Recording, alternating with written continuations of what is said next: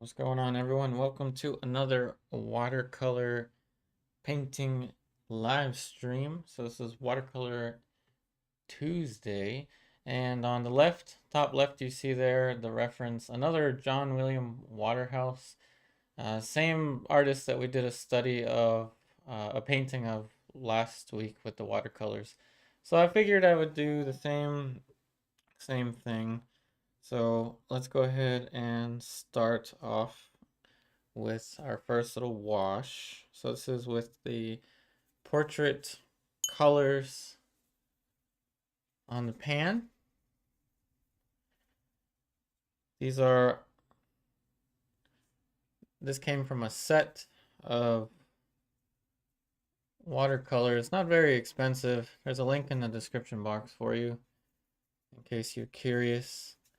Now, once again, I'm going to start off without a drawing because I'm finding out that watercolor is actually way more forgiving than I thought. So I'm going to add this wash rather quickly. It's going to be for where the light portion of the face is going to be. And we're going to go in with the dark. Hey, Giselle. I know I'm not pronouncing your name right. Welcome, welcome. Jeanette, Mark L. What's going on, everyone? Let's change this yet again so you can see. And of course, I'll change the light sensitivity as we go. When you start with a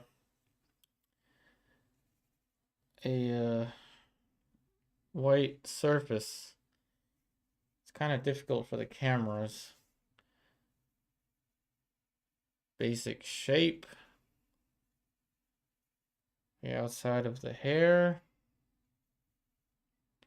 It's probably gonna cut all the way in there.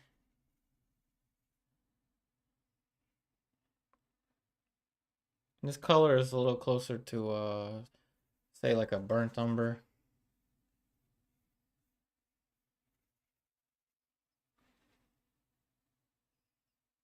This is the yellow ochre.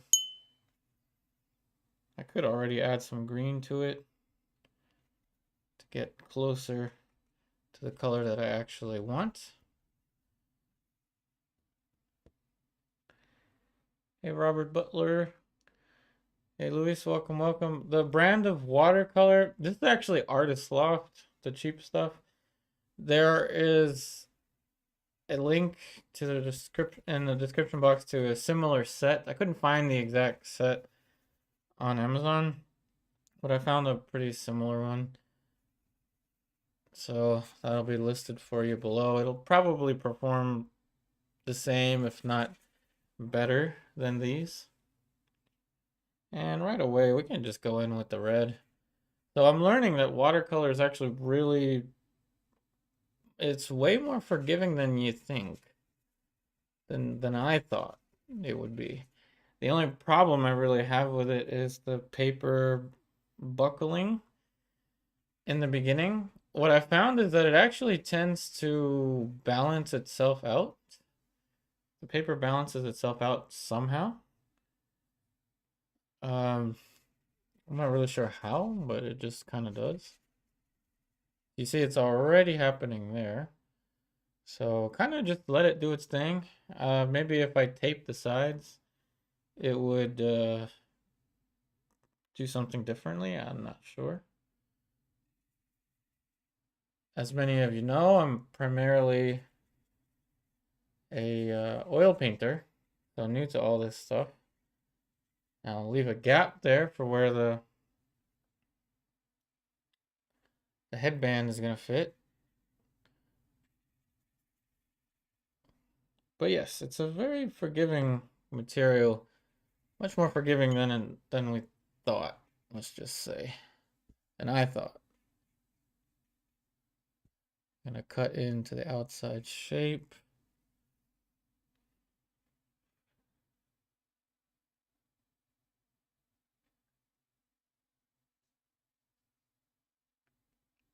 Oh, Lewis, there's so many. I like that story. There's so many brands out there and I think they'll all perform pretty well. I think the most important thing, in my opinion, is the paper. As long as it's 100% cotton. But even the cheaper stuff, I mean, they all buckle a little bit from what I found. But I'm not gonna get too much into the science behind it.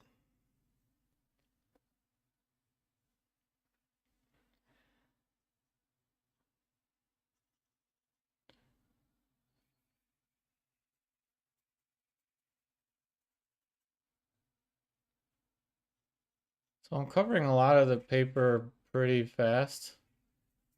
Almost treating it kind of like oil paint, but with building light to dark. Kind of like oil paint, but building it light to dark.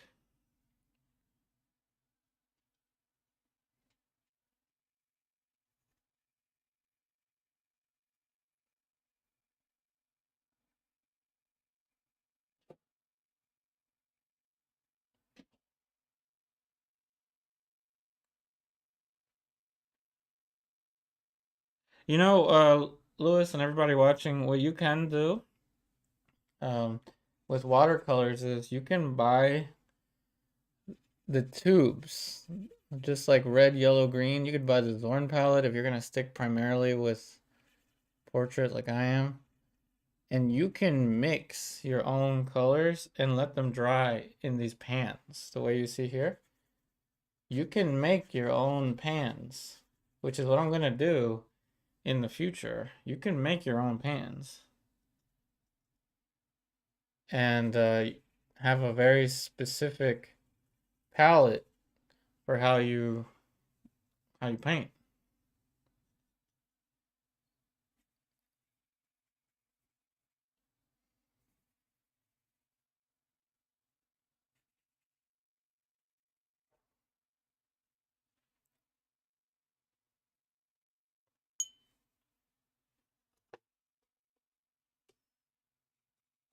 So for example, if you want to work with a burnt sienna type start, then you could just mix that and let it stay on your palette.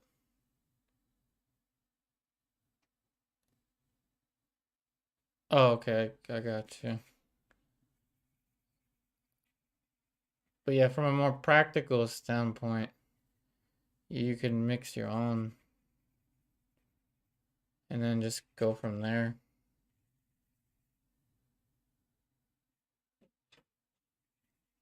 And of course, I missed the mark for where the headband is gonna go.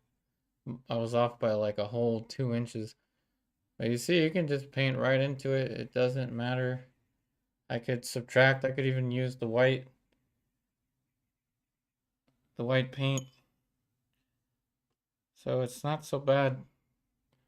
I put a lot of pressure on myself in the beginning when I first started using watercolor, thinking it was the most difficult thing ever. And it's not. It's not so bad.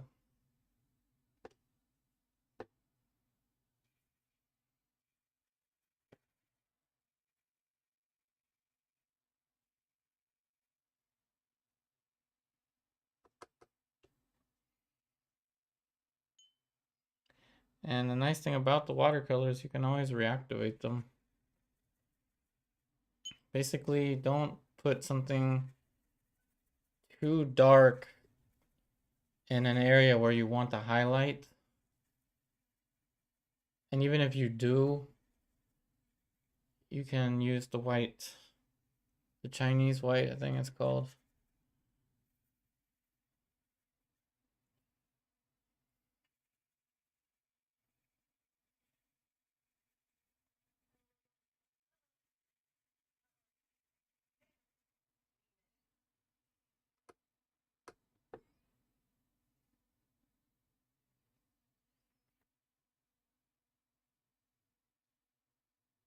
Oh, no worries about the autocorrect.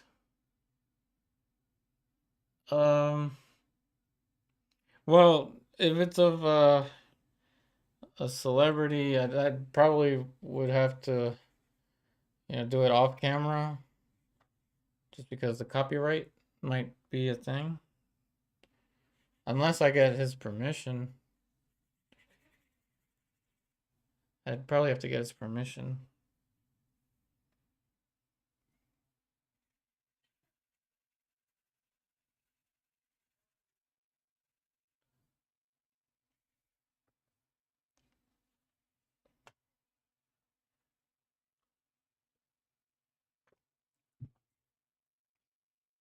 Okay, now we'll go in with a little mixture. I like this space, this gap right in between red and green. Make a brown, and in the future I'll probably mix this on my own, this color.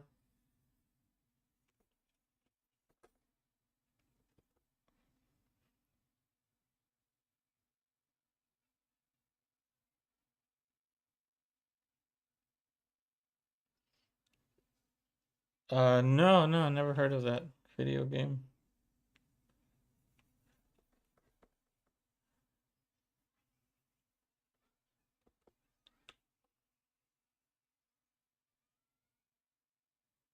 Yeah, no, haven't heard of it.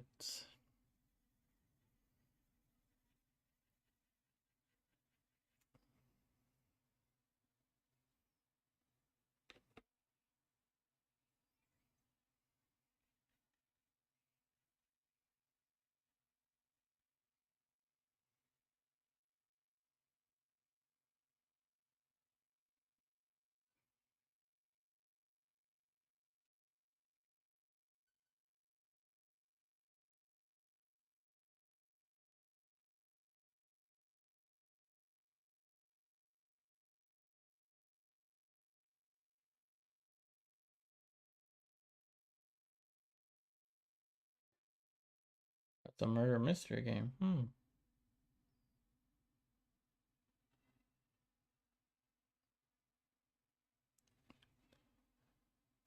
I didn't know.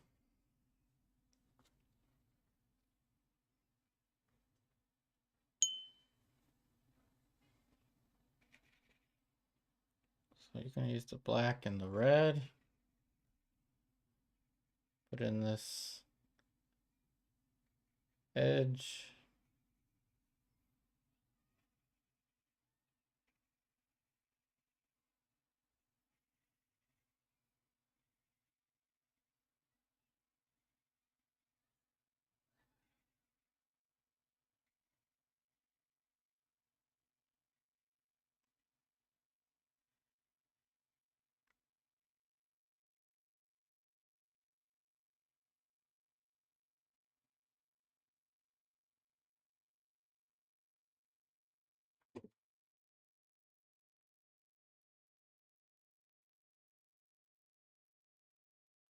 So where is everybody watching from today?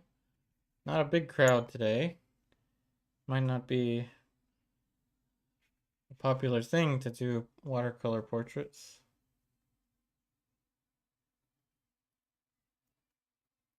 Christmas brown. Oh, I didn't know that Bob Ross did that.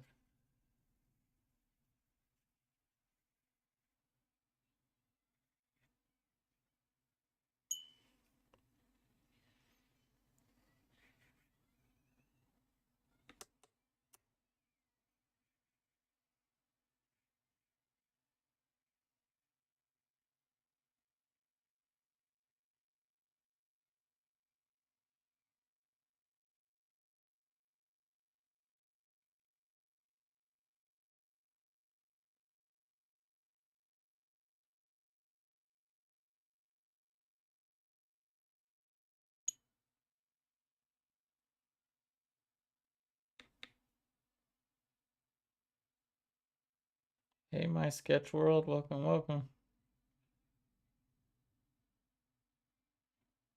Oh, you mean, yeah, red and green is like, that makes sense. Yeah, like Christmas trees are red and green. Makes sense. That's what you mean. I get it, I get it.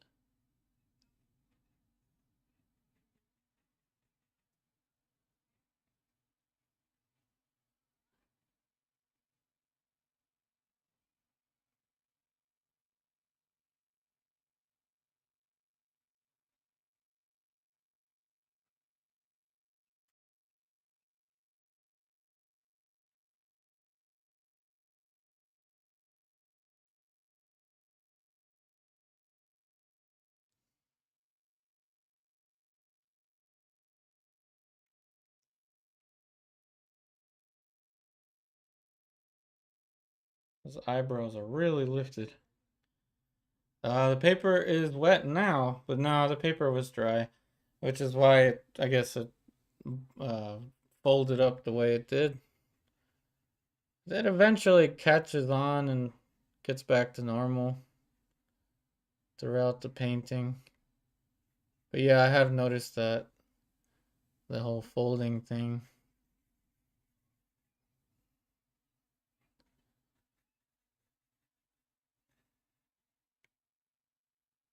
The paper is definitely saturated with water now.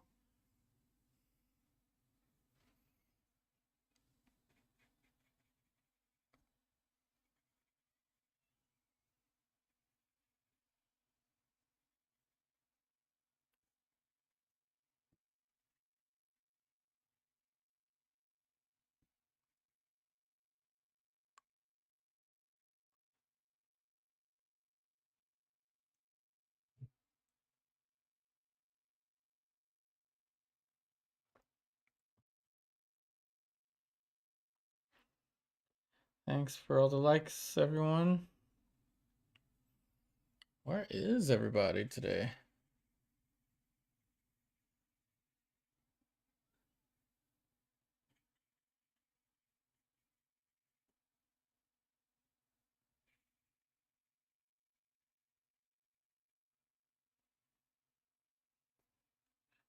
No worries, Luis. No worries, Luis. You can't avoid dry lines when watercoloring. Well, one thing I like is that you can reactivate it. So as long as you're somewhat in the ballpark of the direction that you want to add your shapes. I mean, you could always draw ahead of time.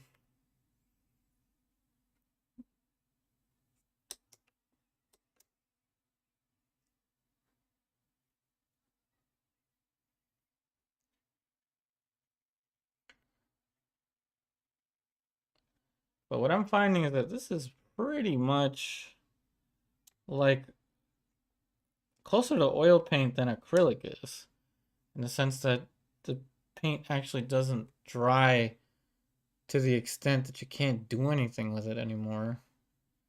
So you can always reactivate it during the painting session. I've never actually returned to a painting that watercolor that was more than, I don't know, like a week old. Try to reactivate it again. I haven't tried that. Probably wouldn't end well, but be worth a try.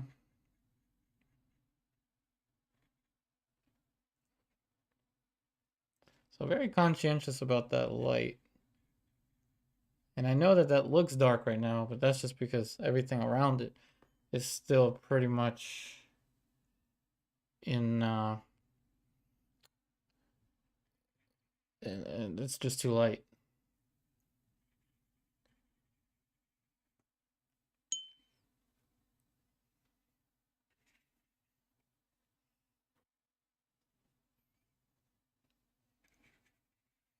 We're gonna build basically like the mask of the face, just like an oil painting, just preserving the highlights.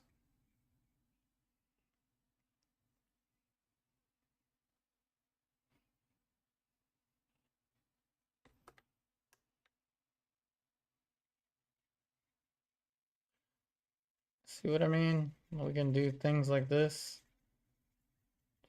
Put a big old chop into the plane,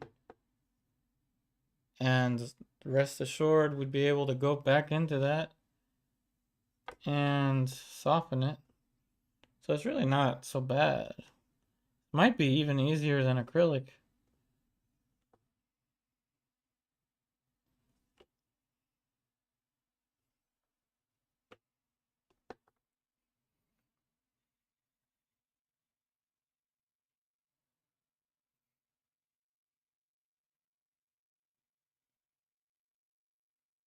And I've been using the same cheap brush for pretty much all of this stuff.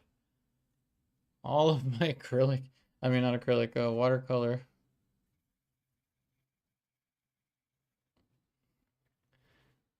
It's a nice and practical material to work with.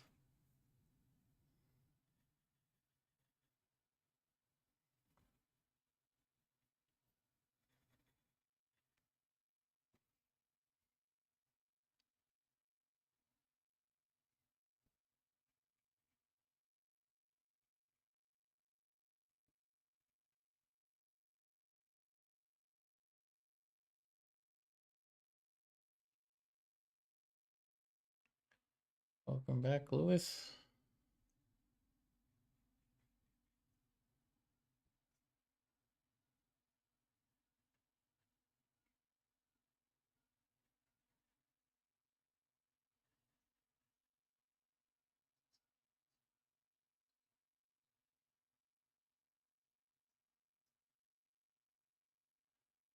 And any major mistakes that happen with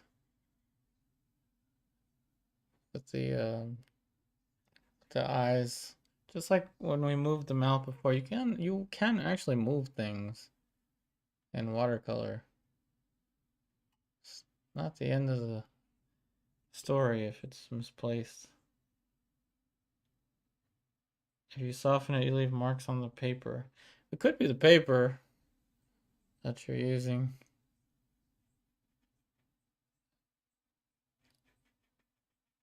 The paper that I have here is I actually need to buy more of it like soon.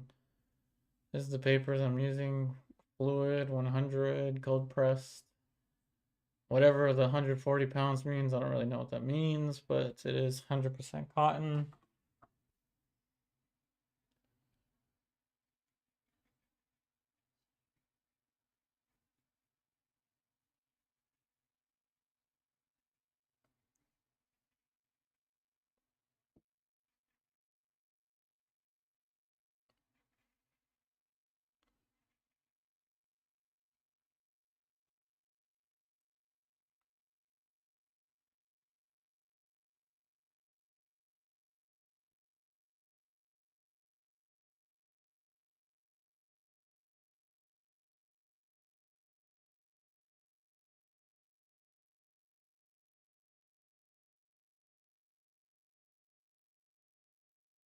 Thickness of the paper, thicker, better. Oh, okay, that's what that means. So let's get some like 1,000-pound paper. Probably be like a piece of wood.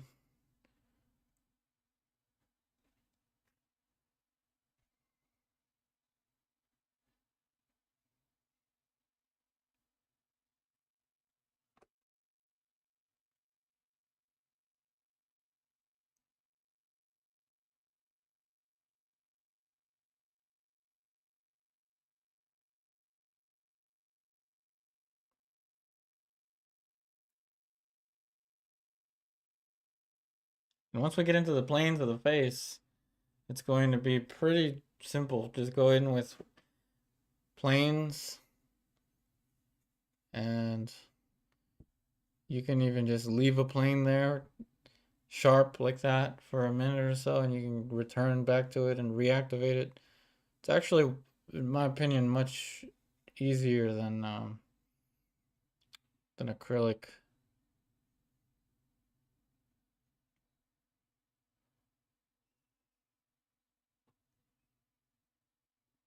Watercolor board is about 1,000 pounds, thicker than wood. Really? Wow. It's thicker than wood.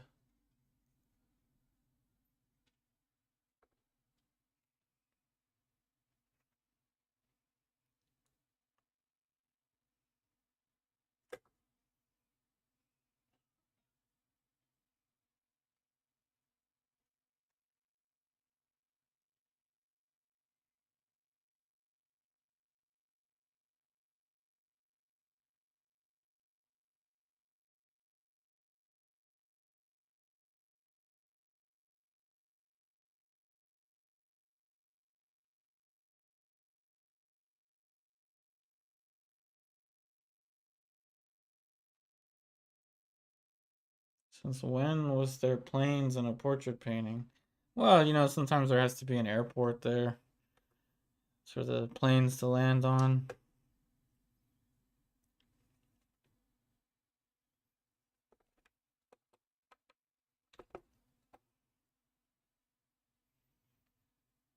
Ever since they put the portrait airport for the planes of the face.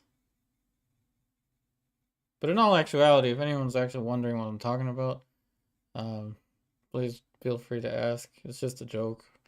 Planes are two-dimensional sheets of, uh, let's just refer to it as paper on a three-dimensional plane, or three-dimensional, uh, let's just say grid, three-dimensional space. A plane is a flat sheet of, say, paper in three-dimensional space.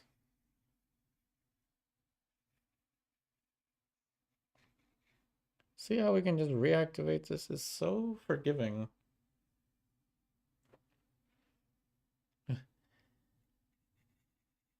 I'm glad you liked my logical comments there.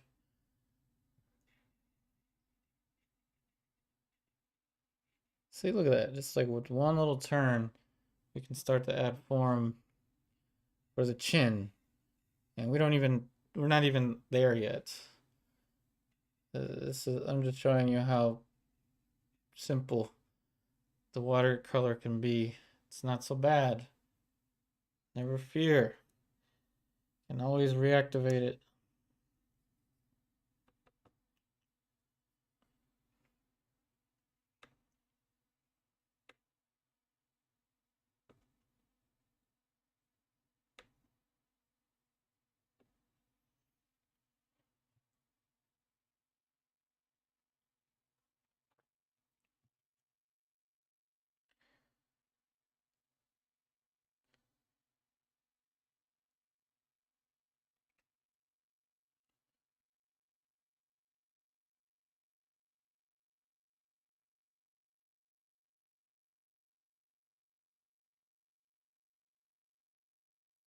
Yeah, so for Thursday for the well, check back on me afterwards, but there may be something going on Thursday, so I'll let you know. But I do want to do some different stuff like landscape. We're supposed to paint a lion at some point soon, so stay tuned.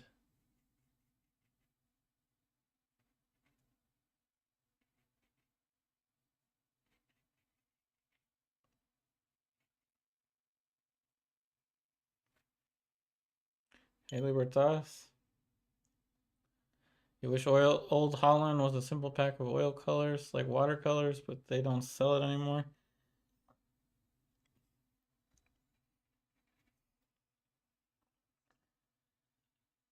Yeah, Old Holland is pretty expensive.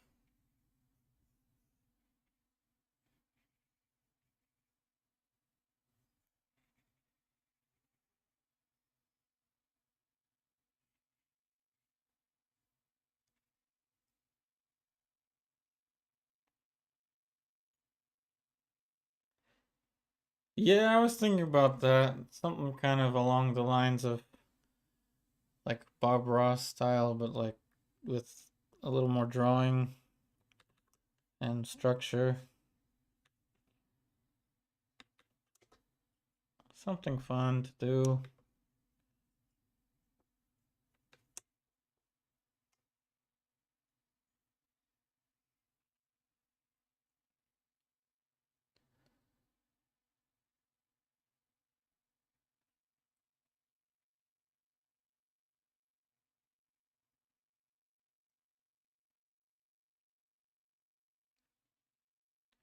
My sketch world, do not be afraid of watercolor. I was afraid of watercolor for years. I mean years. I've been oil painting um let's say professionally for 16 years. And for 16 years I've been terrified of watercolor. And learning how to use acrylic really got me used to the fact that things can dry fast and you can still work with them. And then finally getting into watercolor portrait, I really bombed one like really bad, I don't know, 2 weeks ago now. And I learned from it that you can actually subtract with it. You can correct things with the watercolors. So I think it has helped me tremendously.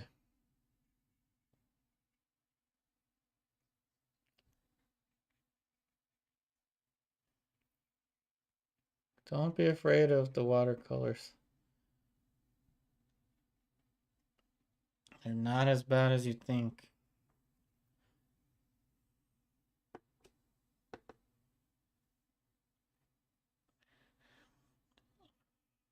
Lucy Old Holland is $50.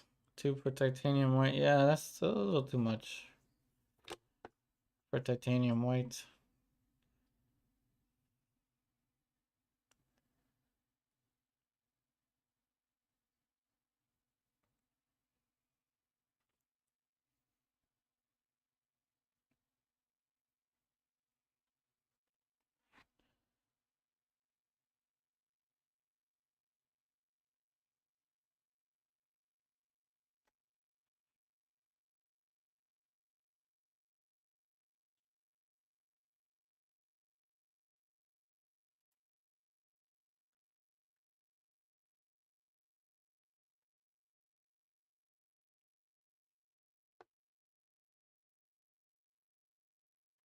Yeah, yeah, I agree. It should be something like a cadmium or cobalt something. Yeah, 50 is it's a lot for a tube. Mom or mother? Oh man. Can I call you back? I'm on YouTube.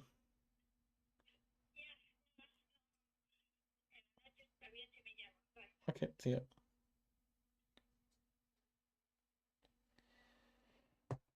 Yep, it's one of those things about doing live streams.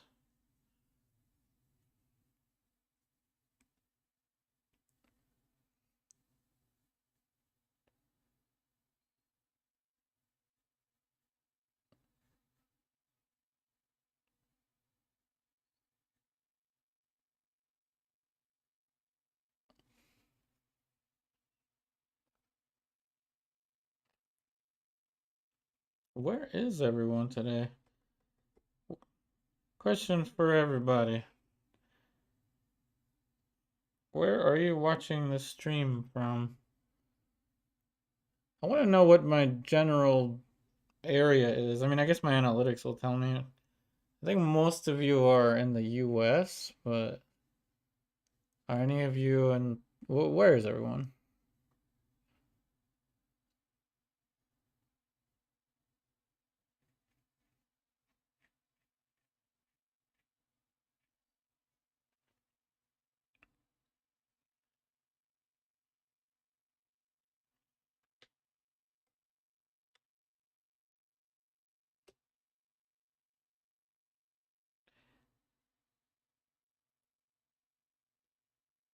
What is your question?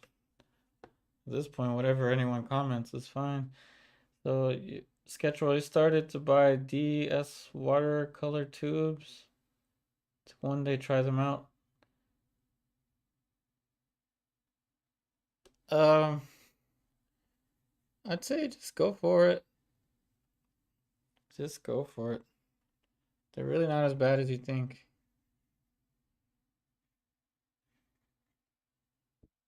It's really not as bad as you think. Like I said, you could reactivate them, so watch. That, how I left this sharp right here. In acrylic, you can't do this. See how I'm kind of putting a little pressure on it and reactivated it. That right there, that alone, the ability to do that makes this a lot easier than acrylic.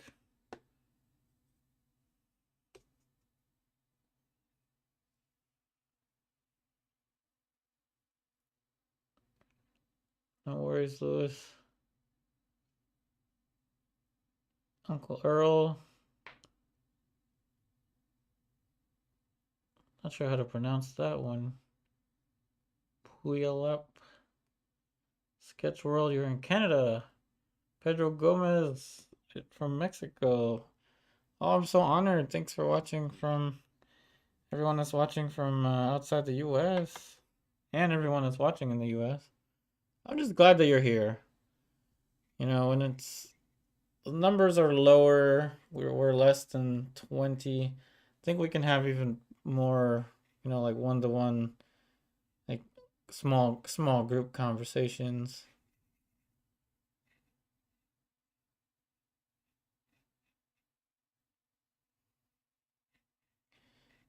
And it is about the time to start to change my light sensitivity.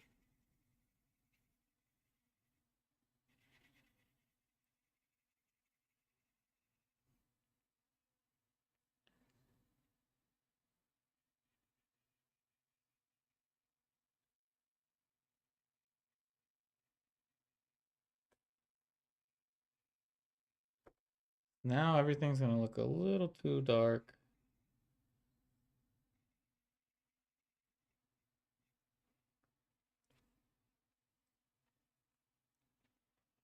Let's change it so you can see the colors.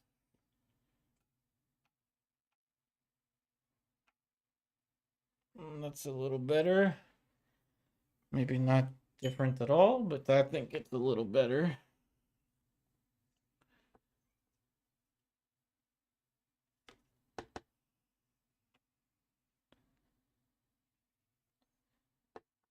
Watercolor can be very intimidating because most people, myself included, um, will say, let's just say my past self, not my current self, but my past self would say that I was scared of it. So I think that would just, you know, make other people more afraid of it. But I'm here to correct my past and to tell you it's not so bad. It's really not so bad. The key takeaway is that you can reactivate it as you're painting.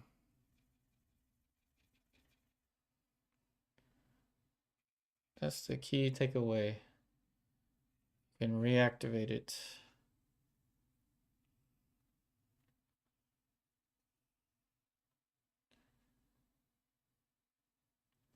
Yeah, of course. My sketch world it is. But, you know, I always want the most people interested in this as I can get, as it does help the channel. But I'll be here. Things can happen. I get sick or there's doctor's appointments or whatever. But we'll always be here. It's been a roller coaster trying to figure out what to do with my YouTube channel. I've gone through so many different upload schedules, pre-recorded, live streams, long-term painting, short-term painting. But this one is for me the most, I think the most engaging for others. Not everybody's going to be able to use oil paint. Some people really want to learn how to use other materials.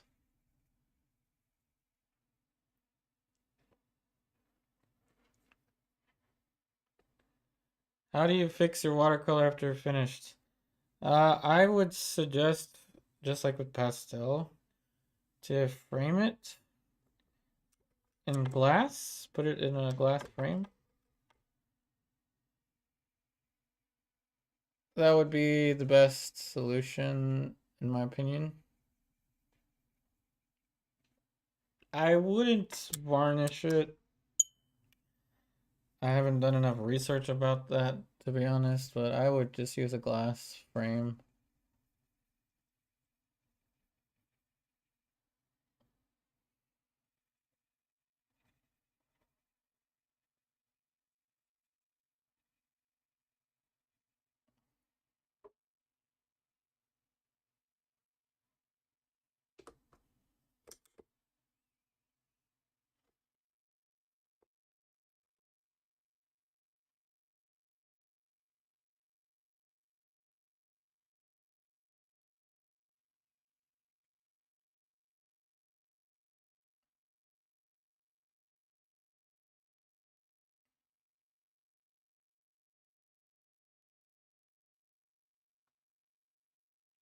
Put a touch of blue in the background.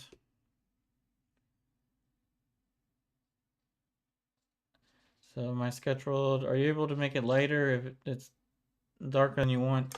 You can subtract to make things lighter. You can lift,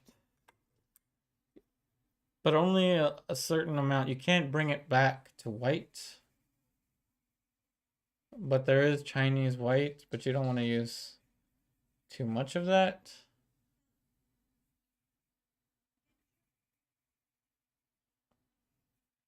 But yes, you can lift to get some of it back to a lighter value. But the trick is just make sure that you are not adding something this dark here on like this part of the face, because that's not coming off. That's something you can correct in acrylics or in oil paint, but that wouldn't come off from here. But you have enough. Watercolor gives you enough leeway around the features that you can move them around a centimeter or 2 centimeters.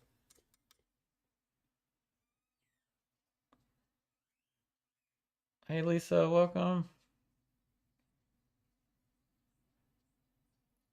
No, I didn't watch that one. I'm sorry. Things have been a little hectic here for the past. It's been a little crazy for a couple weeks, to be honest, but yeah, I haven't been on top of all that. Phthalo and quinacridone colors are hard to lift because of staining. I don't have any of those colors here. Even with oil paint, phthalo is something you don't want to mess with unless you really feel like having a tough time. You could use it. You could.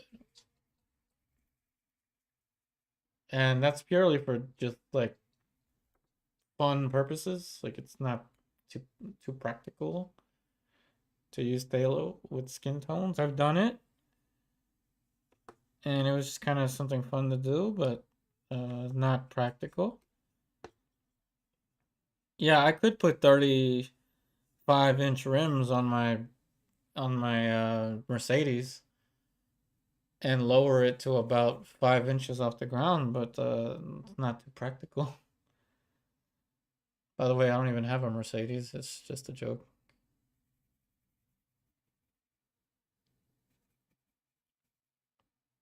I could put spinners on my Nissan Versa, but that's just not practical. If anyone remembers those were pretty hilarious.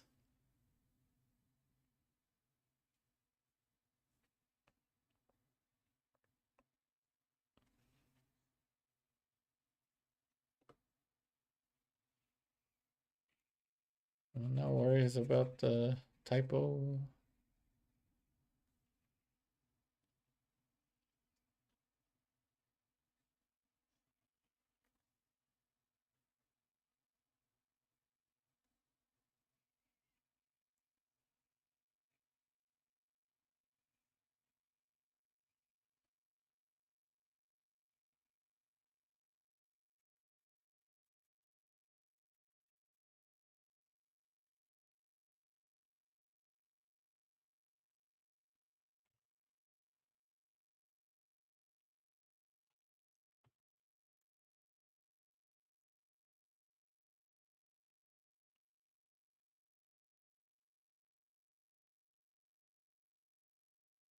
Yeah, you could use Phthalo to push color in some areas. Yes, you can. Particularly in, say, the dark areas of a bluish object. Uh-oh, I see a joke coming on here. Appreciate all the likes, everyone. Again, not a big turnout today, so as a result, if you haven't ever left a comment or felt like I couldn't get to you, now's the time.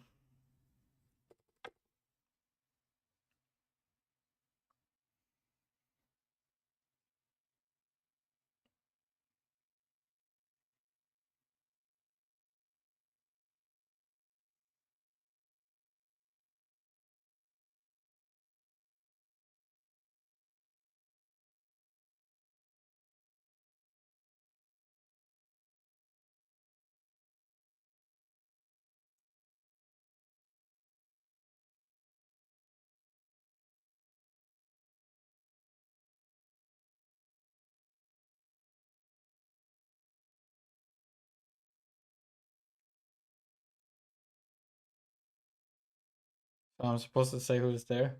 I'm supposed to say who's there, I think. That's what's going on.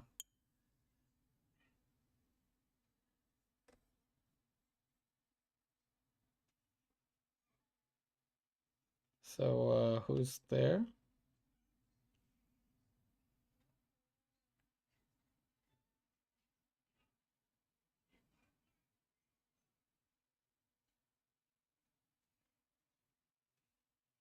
A cow says moo. What is the cow gonna say?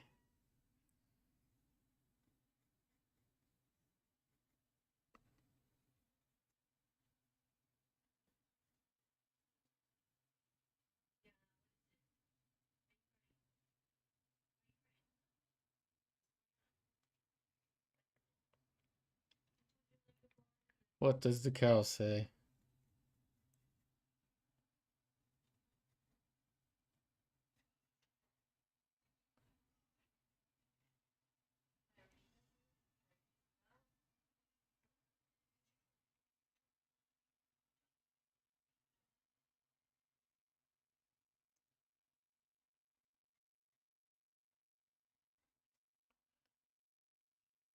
The cow says, "Nice to meet you."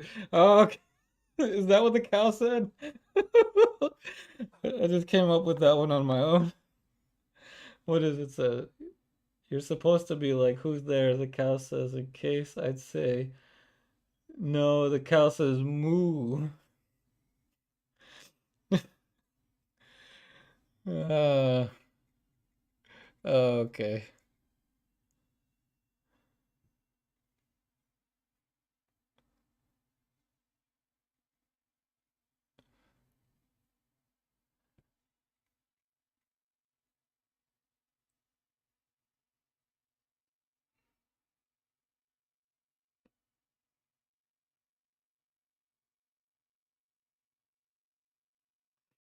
Because moo sounds like who. Oh, okay. No, I wasn't thinking that far ahead.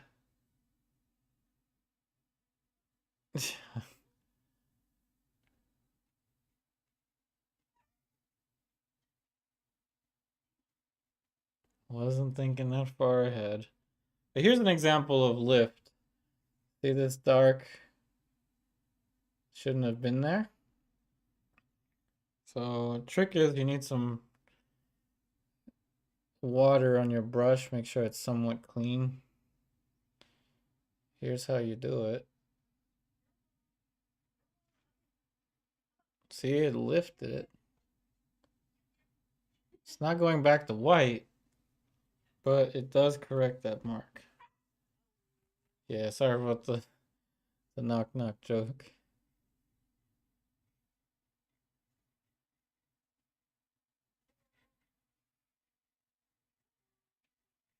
Look at that. It lifted it perfectly. Telling you, it's really forgiving.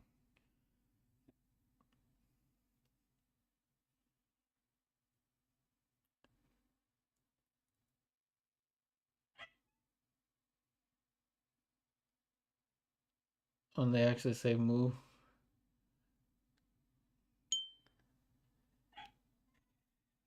I try.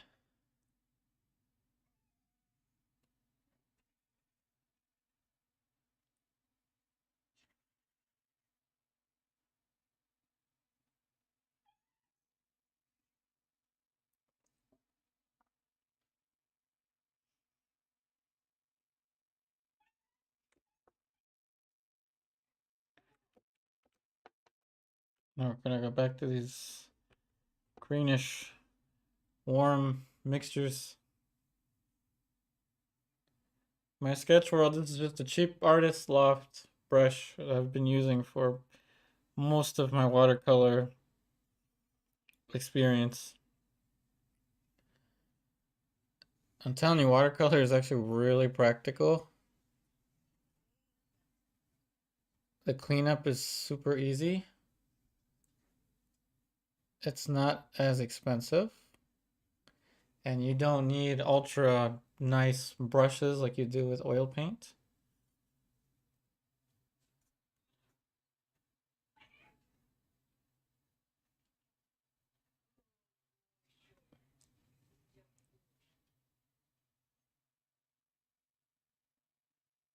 My preference is just a soft. I like a round. This is a round brush. I like soft round brushes.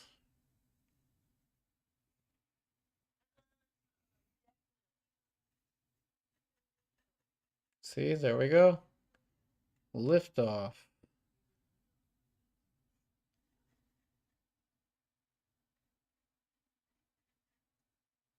Couldn't be any easier. Preserve that light.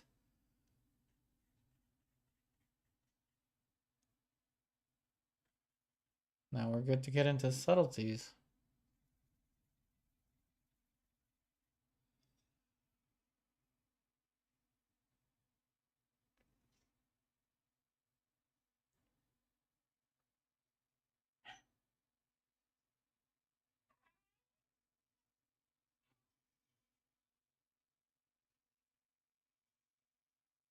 Oh, synthetic. That's what you mean. Yeah, no worries about the typo. Yeah, synthetic brush for sure. No, you don't want to bristle for this. You could, in some instances, I'm sure you could use a sable for this, but I can only tell you based on what you've seen me do with watercolor. And the synthetic is definitely the way to go. That's watercolor for sure.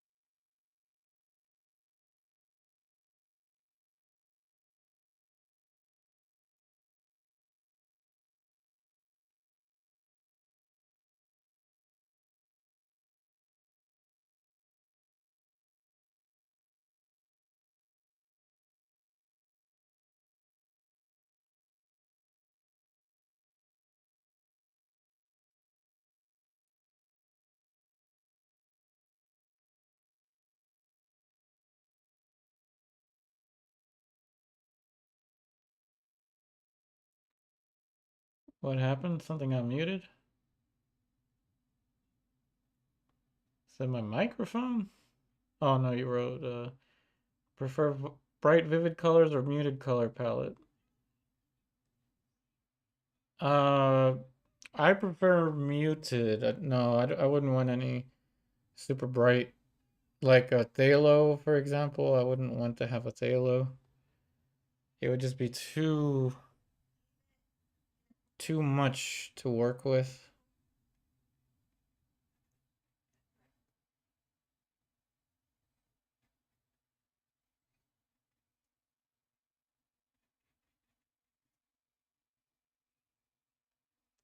Too much to work with.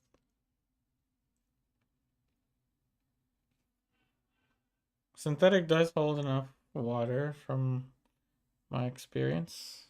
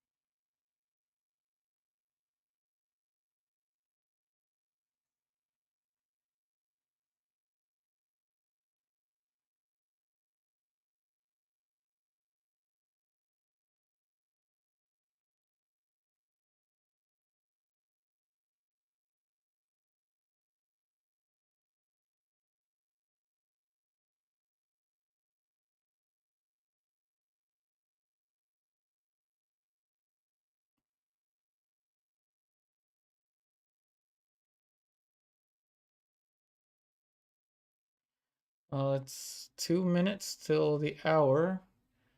That's when we'll take our break time.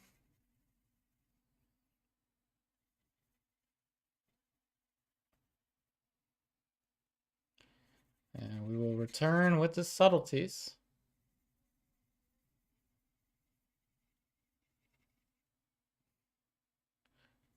Which we're pretty much ready for the subtleties now.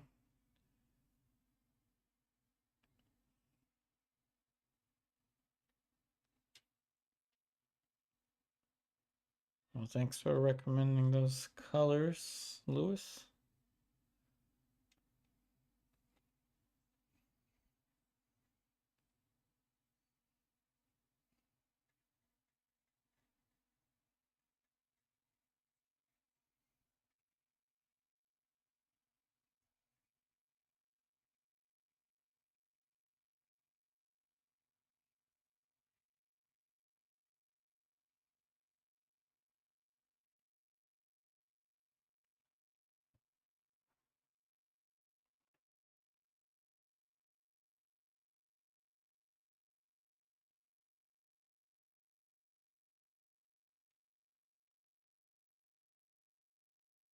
I wouldn't personally wet the paper.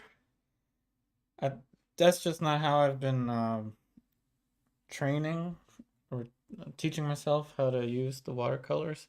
Because I noticed in the beginning that it would buckle, but with enough layers, it eventually flattens out. Not fully, but enough to the point where if you frame it in glass and kind of like sandwich it, not tight, but just tight enough, I'm sure that it would be just fine.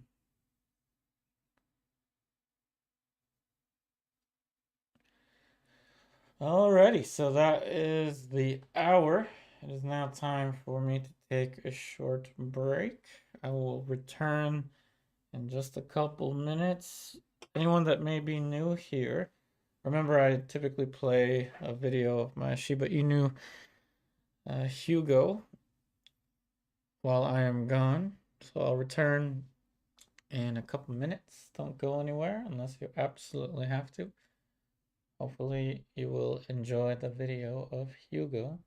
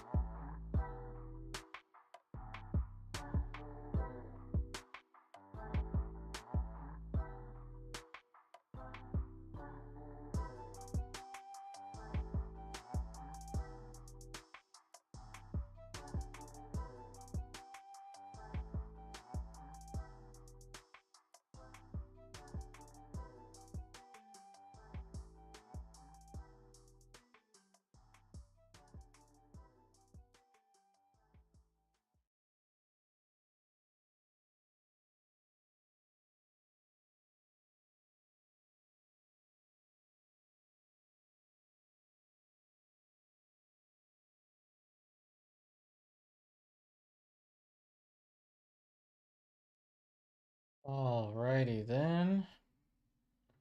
Let's continue with this painting. Just ate a couple shrimp tempura rolls. And now we are back. And let's get into the subtleties. Why not? So let me get another. So one thing I've picked up recently is I hold my um, paper towel as opposed to with oil paint. I use the paper towel on the table.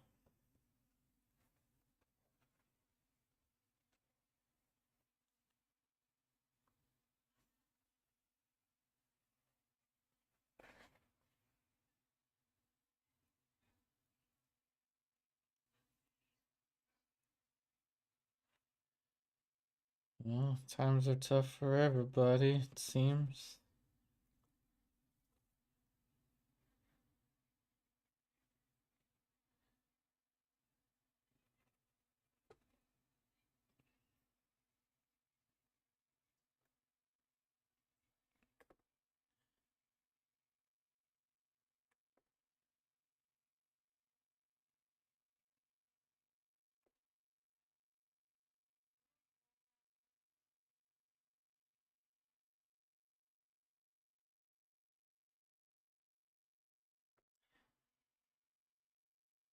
Before getting into subtleties, we just push the shadows a tad bit darker.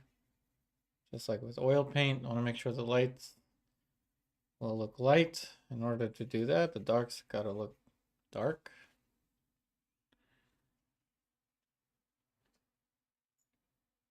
Hey, Patricia, thanks for watching from Italy. Sorry, I seem to mispronounce everyone's names.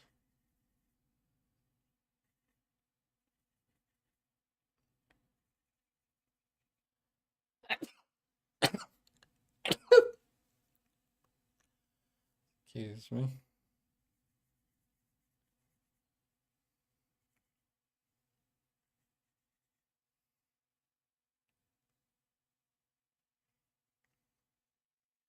Thanks for watching from Italy.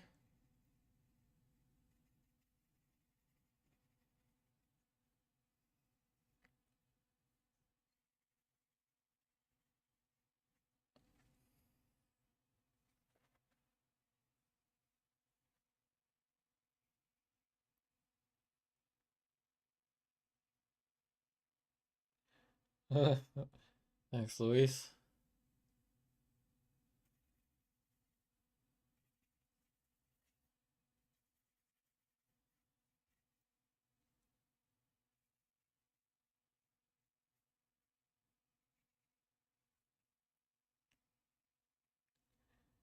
Back to my yellow ochre color.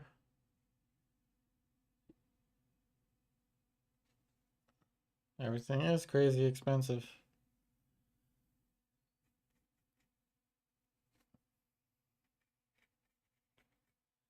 Does anybody remember when Subway used to have $5 footlongs?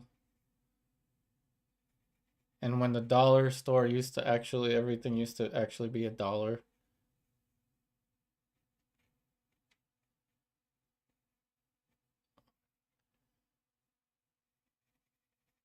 Everything is like, and everything in the dollar store over here, the Dollar Tree, everything is like $1.50 plus.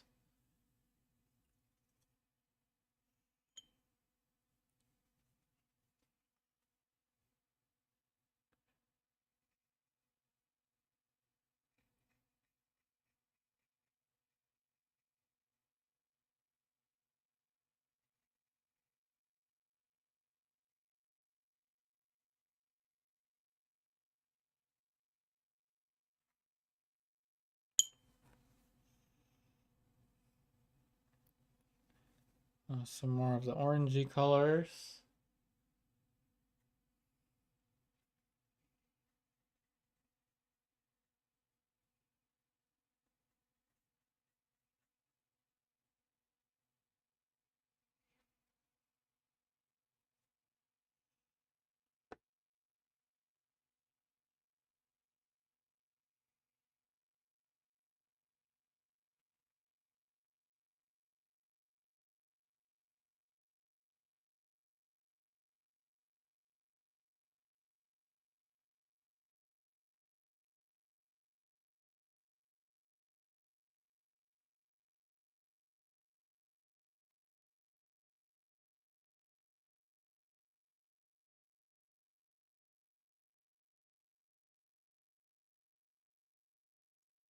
right? It's all $1.25 now.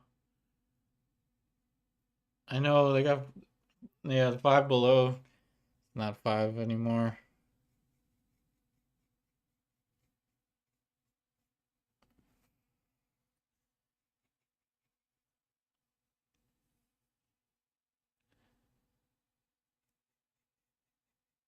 Inflation, crazy.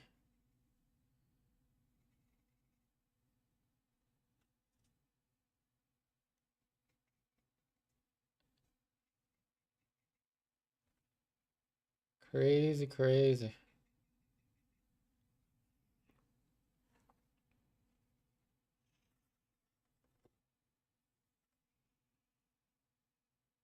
$2.50 and up for the Dollar Tree. Wow.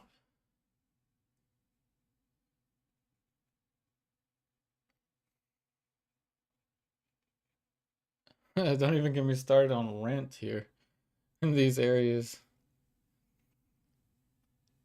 It's basically pretty much, I'd say, decent household in this area, like a single family house and where I live, probably get you around 600,000 right now. Like, and that's not even like a big place. That's how crazy it is in Northern Virginia.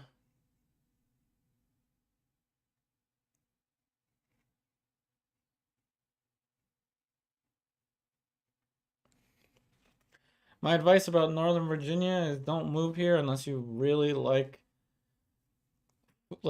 really like good quality food and are okay with gaining 50 pounds and like to play pool. There's a really big pool community here.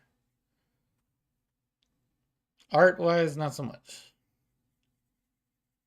But hey, I enjoy the food here. And I do like to play pool. So I can't complain.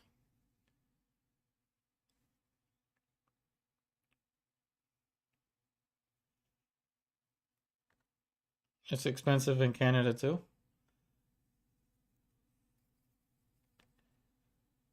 Crazy.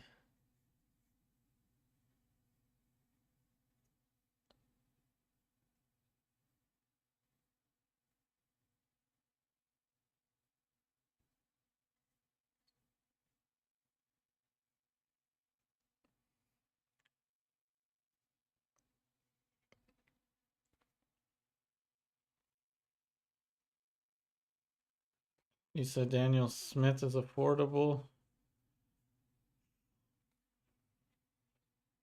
You recommend the Winsor Newton brand?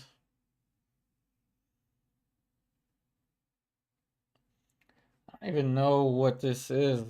Um, Mary Blue? That's the only like somewhat slightly expensive color that I have.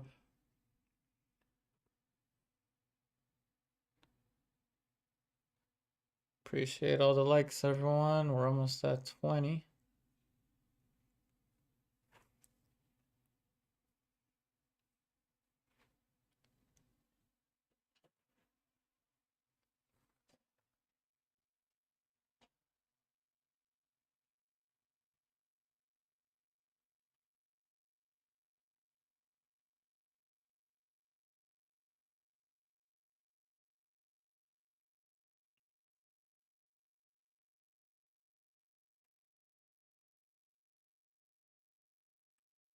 That Daniel Smith is more affordable.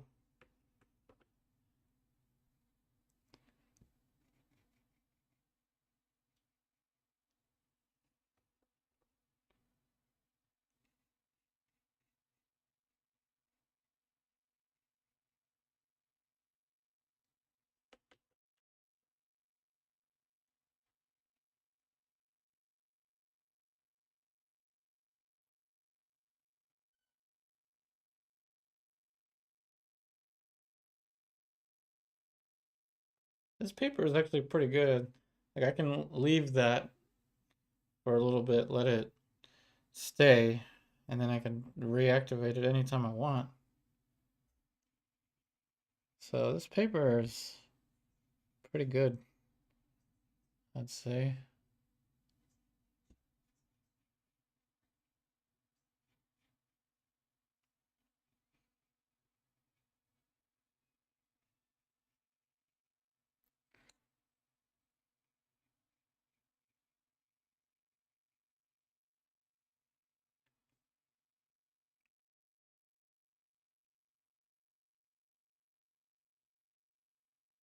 You like quality over quantity.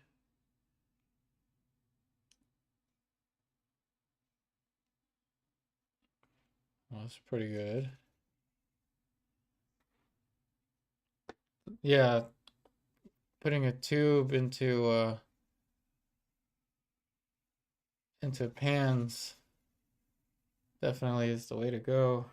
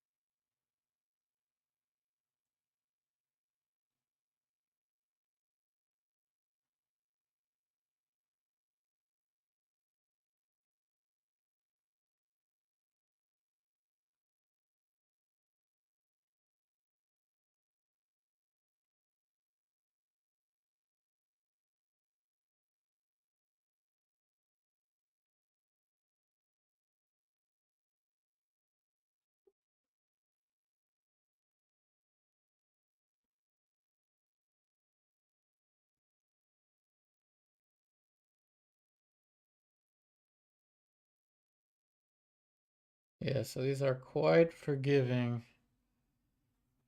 You can just go right into these shapes.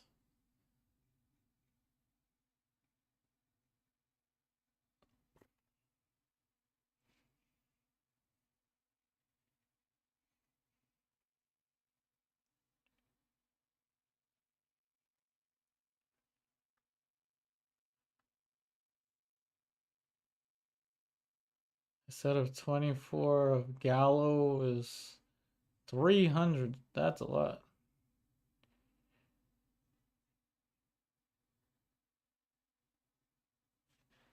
The houses are expensive in Canada. Oof. Yeah, man, 600 over here, 600,000 for a decent home in a somewhat somewhat safe environment. Crazy. Crazy, crazy.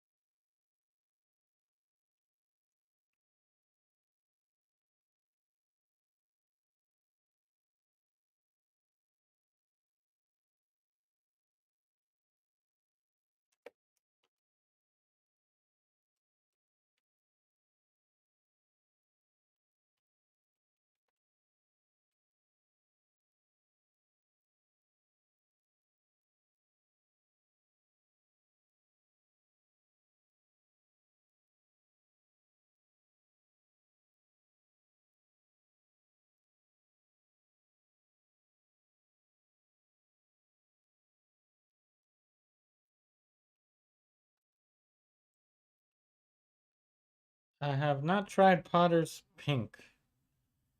I have not tried it. So I have no valid opinion on it.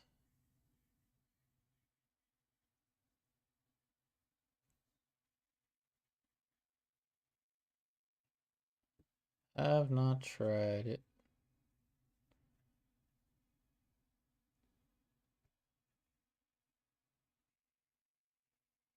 And if that's a watercolor brand, definitely I would definitely not know.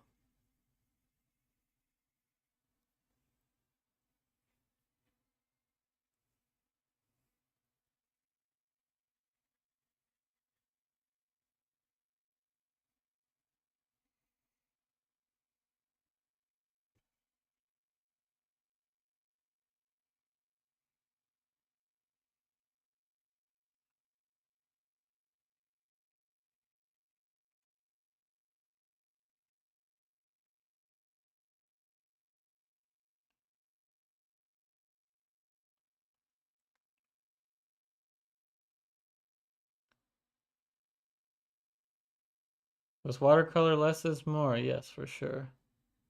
Yeah, yeah, the paper is folding around. Like it's changing. It's evolving. It buckles a lot in the beginning. Then it kind of slowly starts to get more flat, and then closer to the end, it starts to kind of, I don't know, it feels like the ripple effect goes outwards. Um, it's the best way I can explain it, I guess.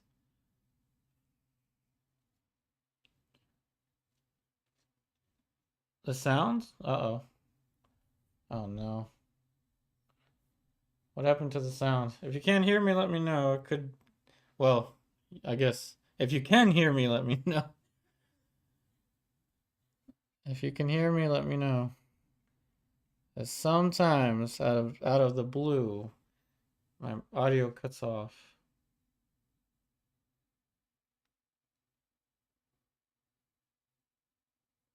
But yeah, thanks for that comment, Giselle.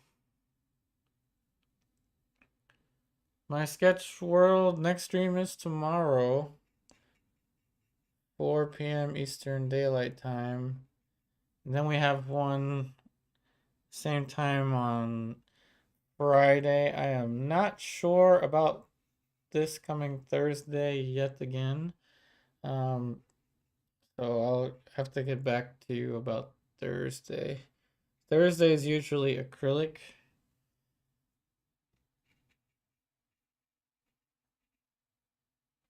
But yeah, I'll have to get back to you about Thursday. But tomorrow is the next one. We will do oil painting tomorrow.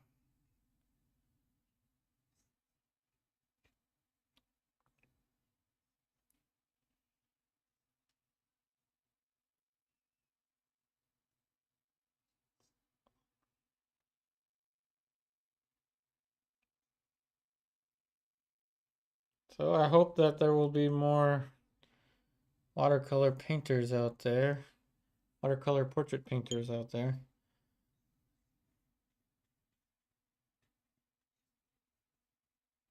I hope that these streams will inspire somebody out there to give it a go.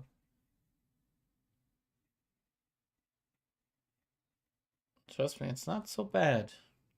It's not so bad.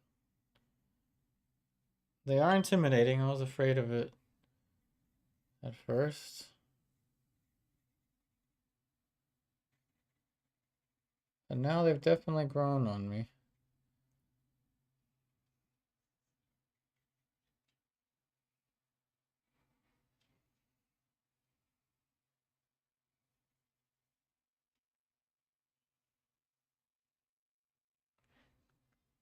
I haven't seen what Potter's Pink looks like online. Yeah, I can check it out.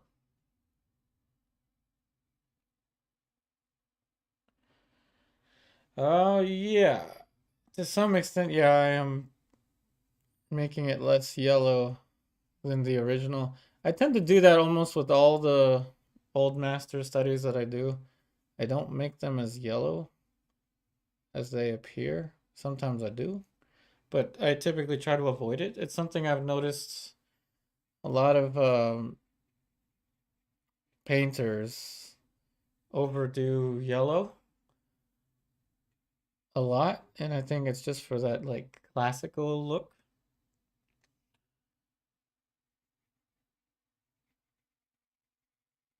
I personally don't like to do that.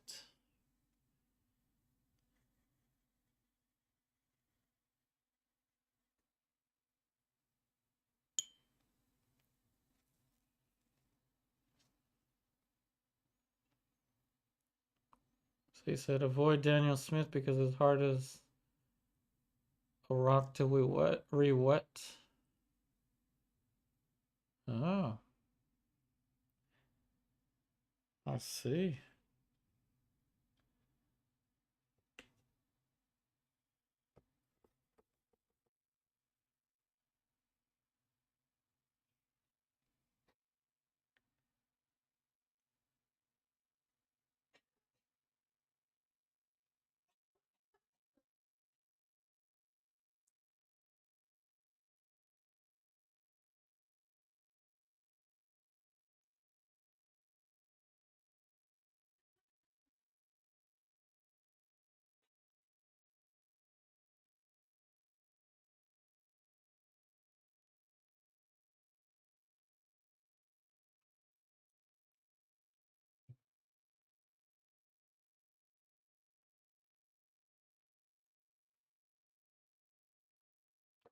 Oh yeah, for sure. The yellowing of the older paintings, I think, is oftentimes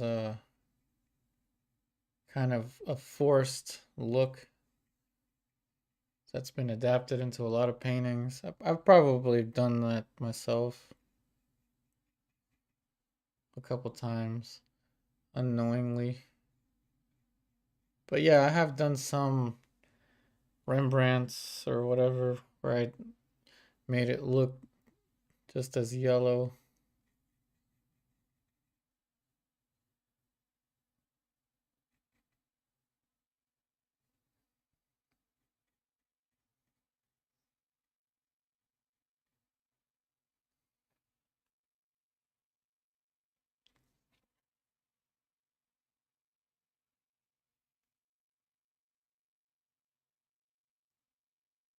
Yeah, varnish does yellow.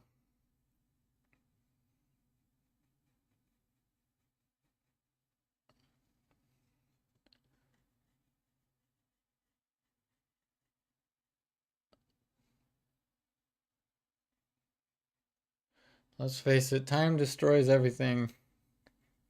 Nothing is truly archival, fully archival. Life itself is not archival. That's why you've got to enjoy it.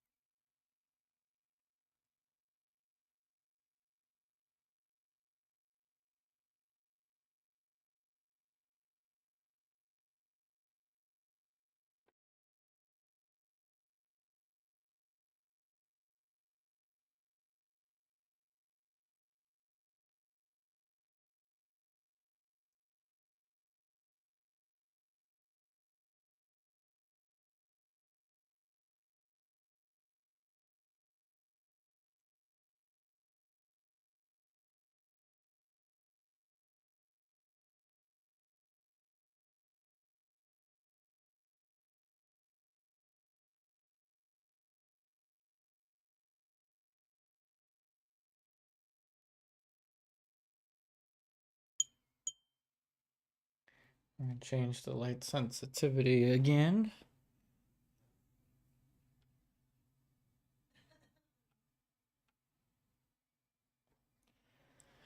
A little better. But yeah, like I said, the buckling does happen. And I'll probably experiment with a more solid surface to work on. So Lewis, what's your favorite paper to work on? What paper do you work on that doesn't buckle as much? So I'm sure you know something.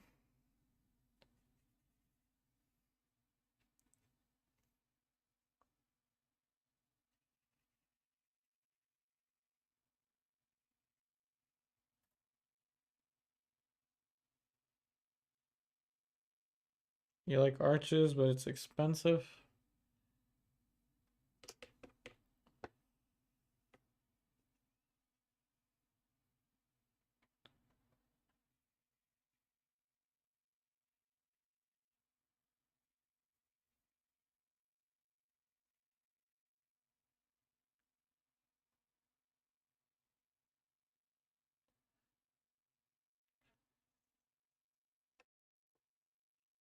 Oh, I mean, if it's cut up into sheets, I guess maybe it wouldn't be too bad. Especially if we end up selling them. Probably would be worth the cost.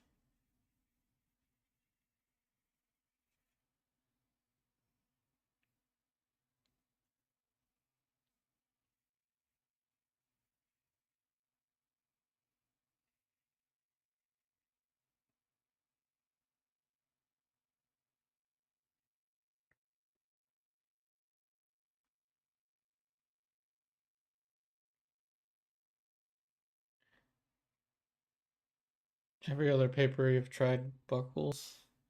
Which arches? Like, is there a specific pound or whatever?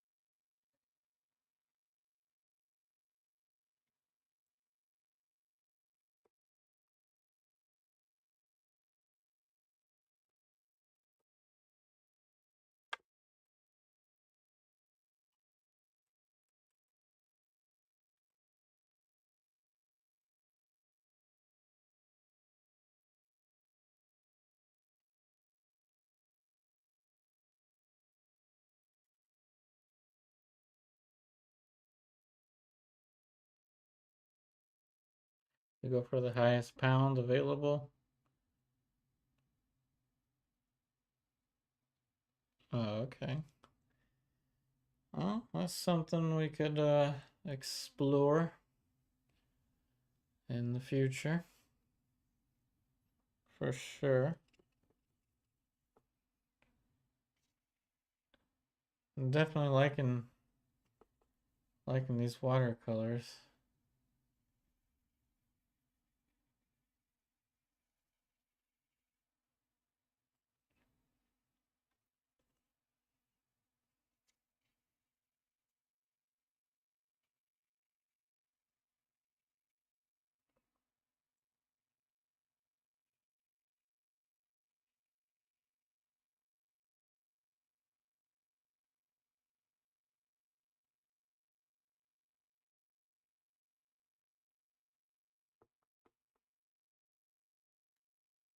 You usually get 9 by 12.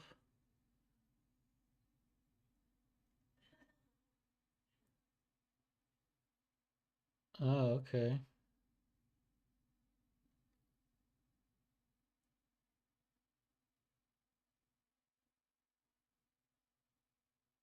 No, I haven't tried that. Uh, Giselle.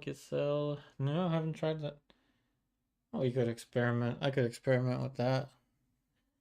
Wetting it and then taping it down, letting it dry. We could try that out.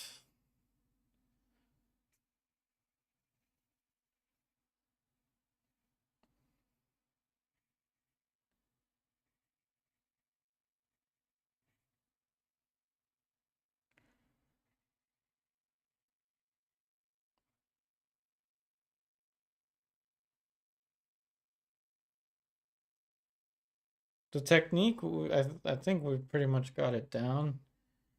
But yeah, a little extra, a nice extra would be to avoid the buckling.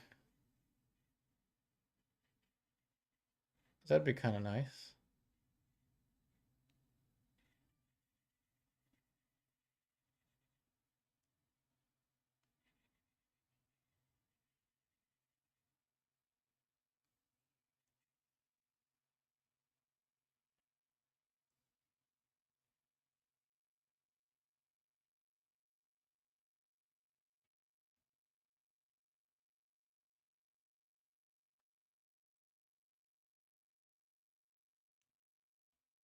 Your most used brushes are rounds, 12 and 8. You have some others. Oh, you gotta go? Alright, no worries. I'll see you tomorrow.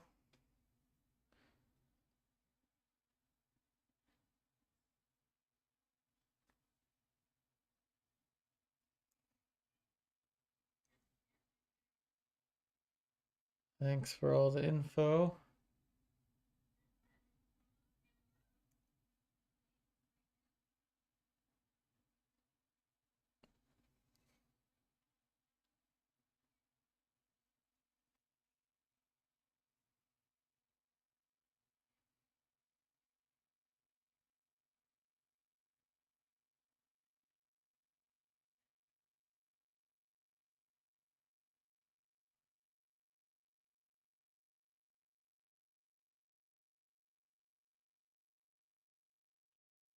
I do not know Tom Brady's ex-wife. I can look that up for your pronunciation.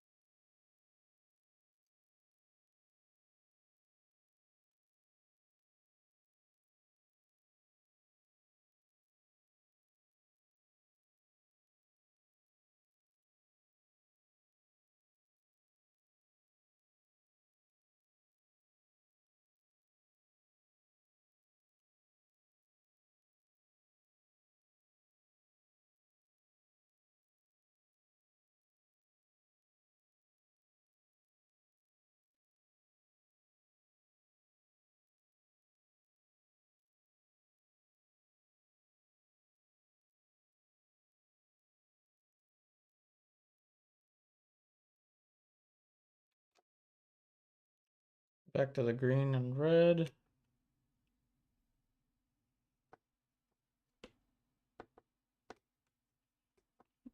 Yeah, it's probably a color that I will mix into a pan in the future. Such a common color to use.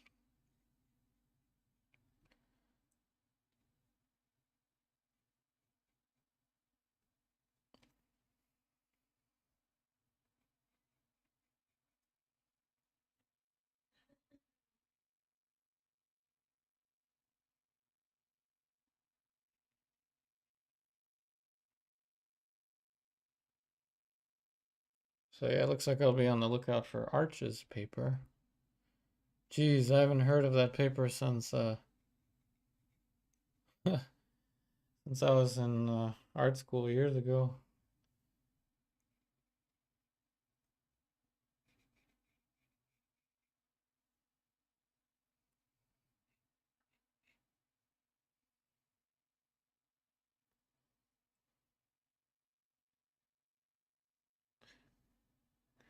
Um, it is about the same as, I guess, the same as the pastels.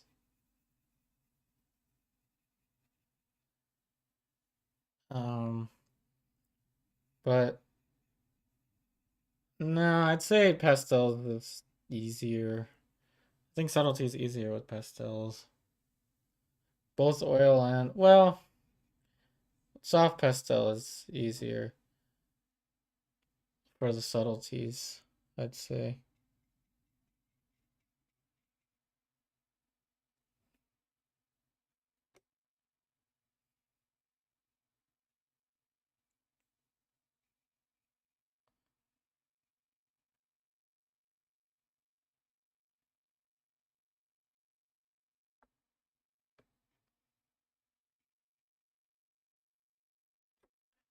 Yeah, this is pretty much like oil paint, but you're working light to dark.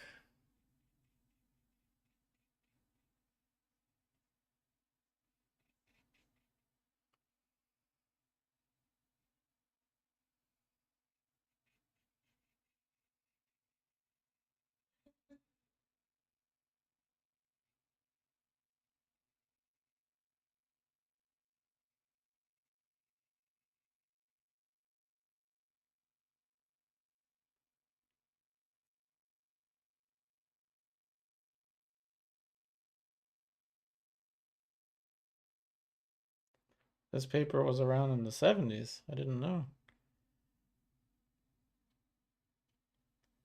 I think we're talking about the arches. Not this one.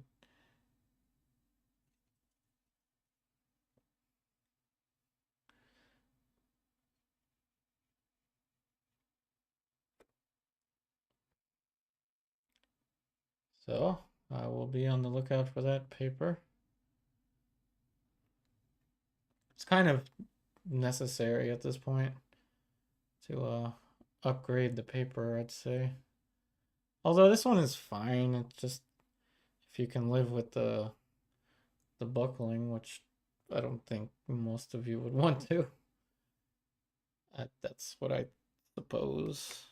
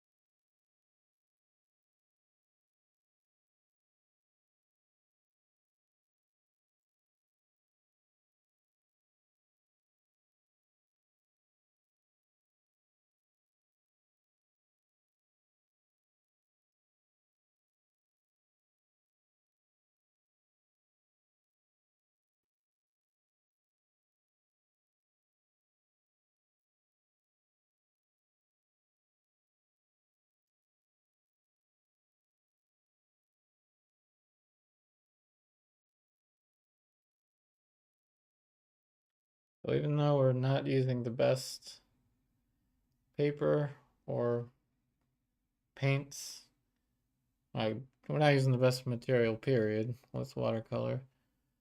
I think since the first one, we've definitely learned a lot about the paint handling, at least.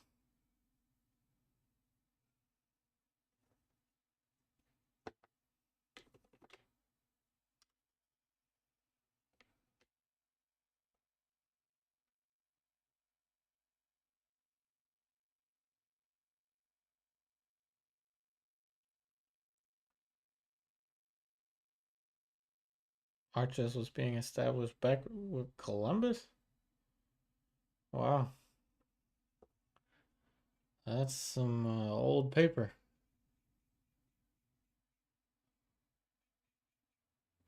That's a good trivia question. Not enough people today for subtlety trivia. Typically, we'll try to have at least 30 people for that.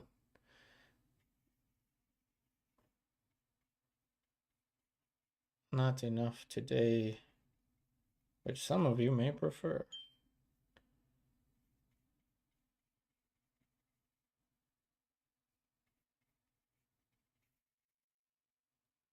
That was an interesting bit of trivia.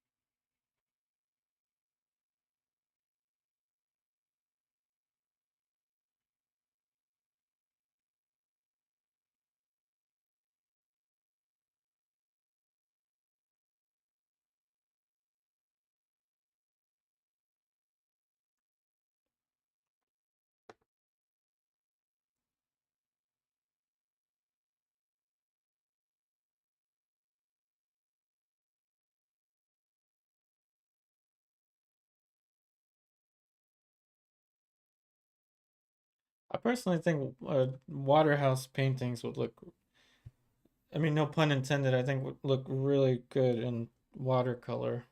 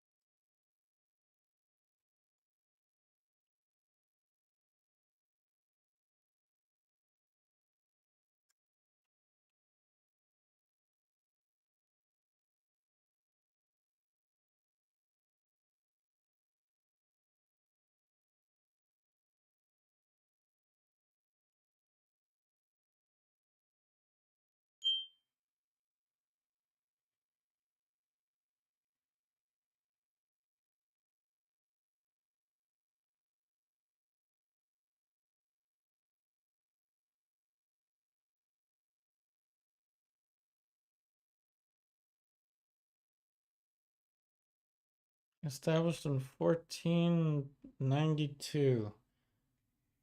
1492. That's seriously?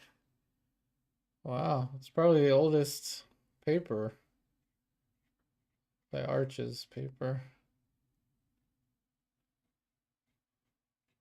Wow.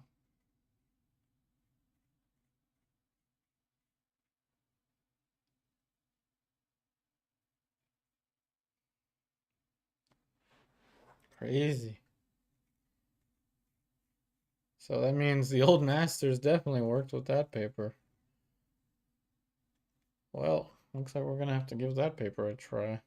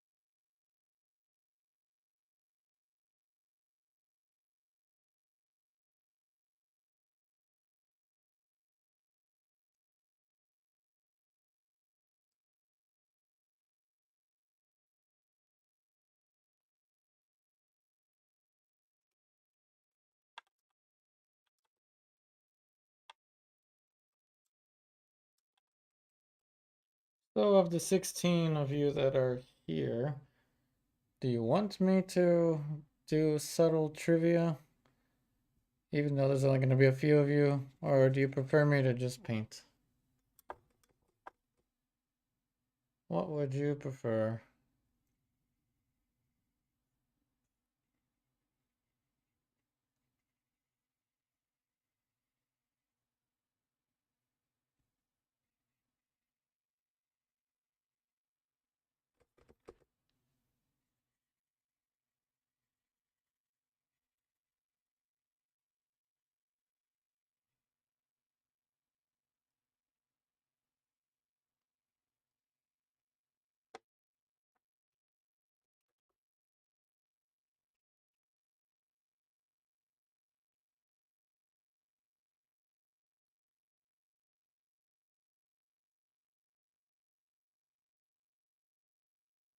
Okay, we can just paint.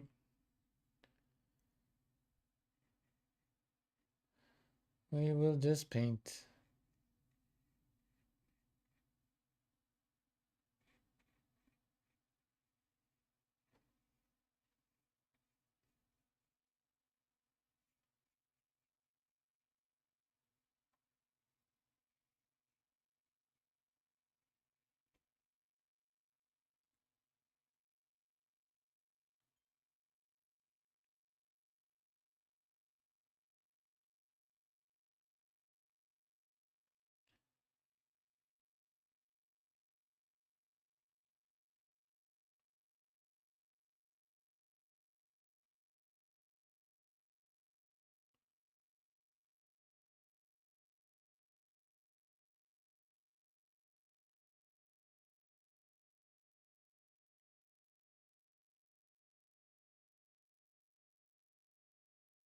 Yeah, I totally missed the mark for that.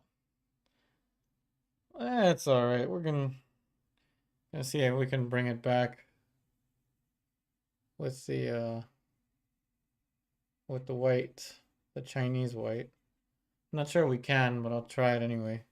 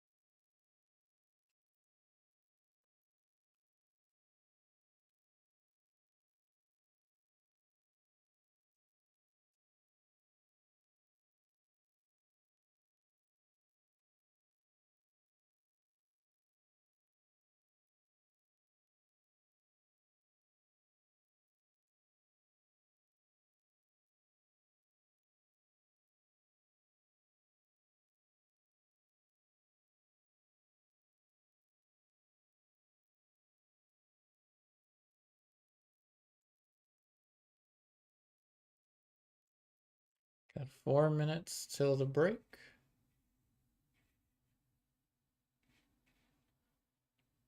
You see, those transitions are pretty much just like oil paint. I'm telling you, this is like oil paint. You just gotta work light to dark.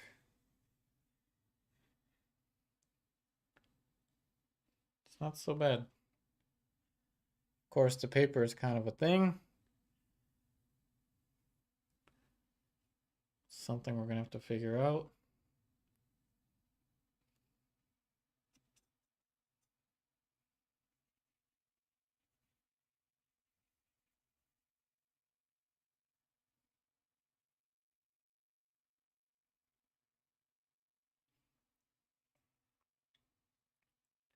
and get the straight up, I'm gonna say ultramarine if I could find it. I have the violet. I could use that again. Might as well use some violet. You won't even notice it. It'll be back here.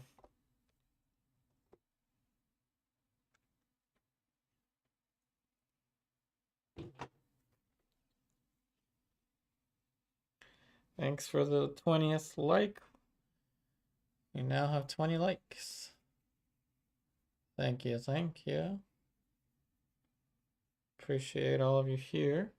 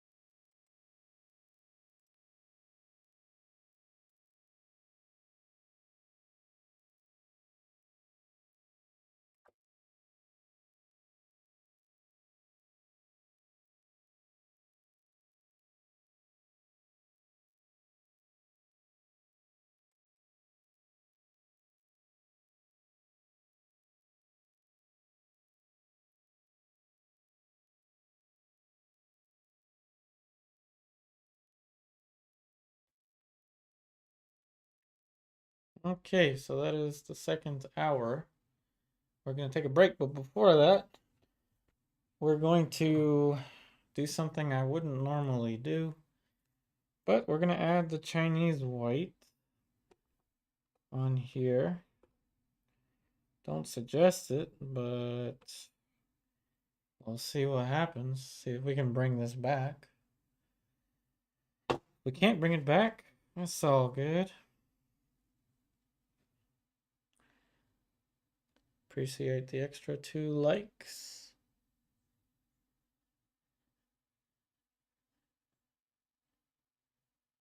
I don't think you should paint overly thick with Chinese white.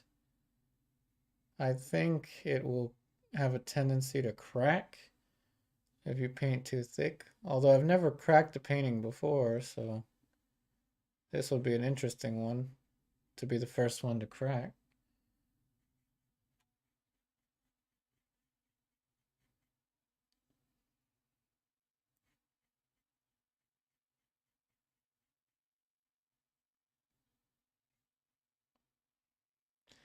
So we'll let that be.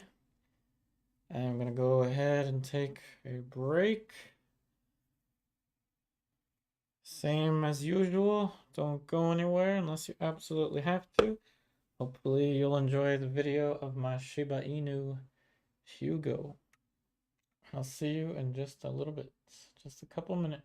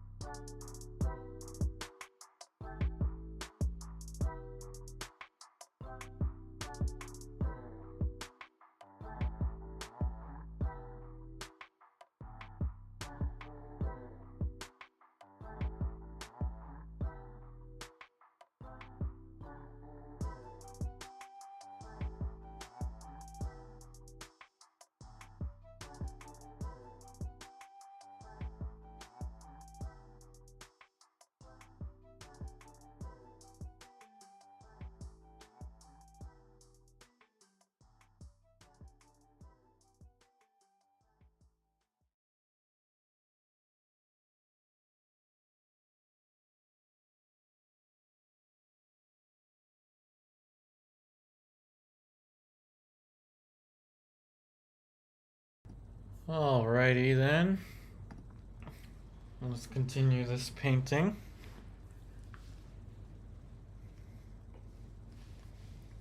Well, thank you for the likes before the stream started.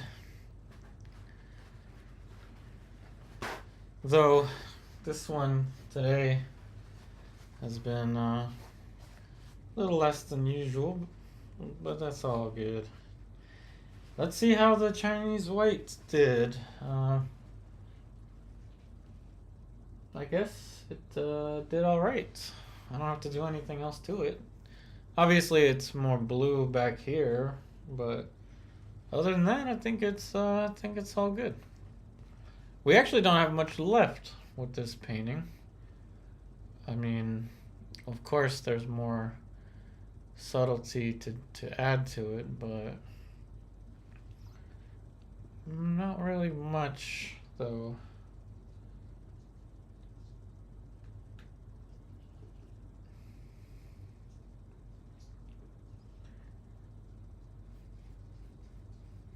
See, look at that. You can add right on top of what was already there. But yeah, using better paper, such as the arches from 1492, might be a good idea.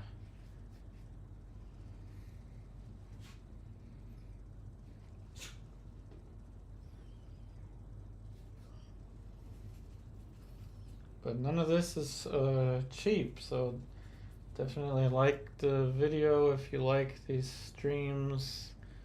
Write a comment. Even if you want to tell me my drawing is terrible, just let me know. All of that stuff helps with the channel. But yeah, you can see the buckling is now here and here. Before it was here. So it looks like it's moving its way out.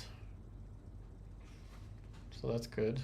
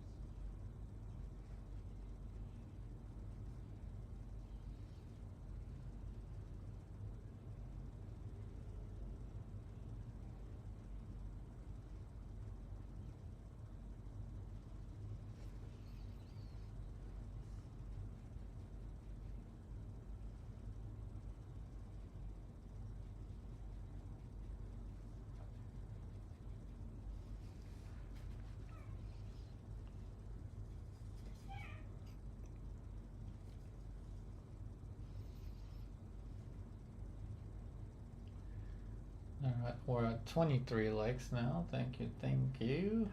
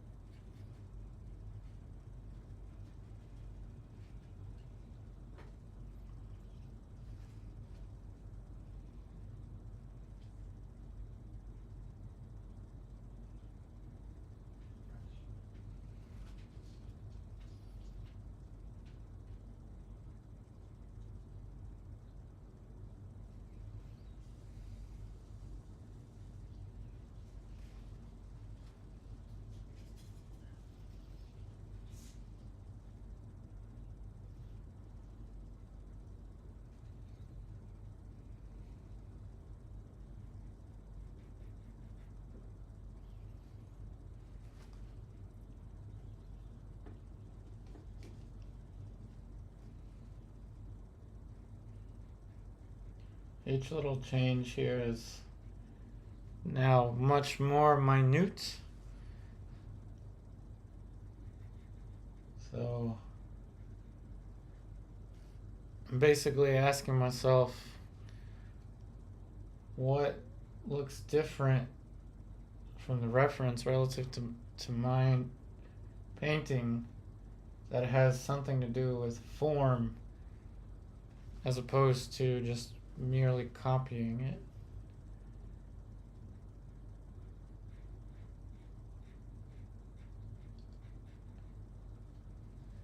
The purpose of an exercise like this is to increase your skills, especially when it comes to form. Paint handling is a huge thing. With whichever material you choose to use.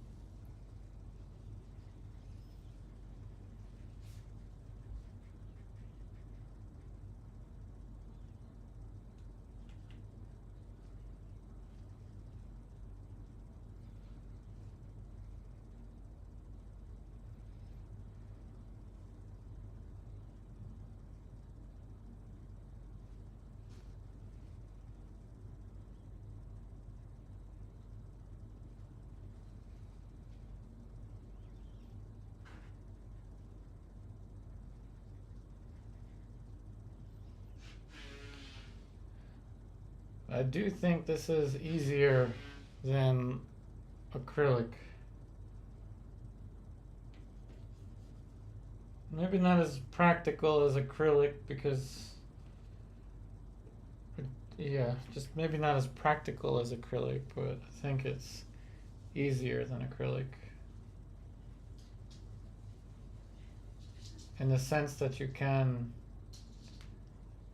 reactivate the painting, but reactivate the paint as if you're painting wet into wet.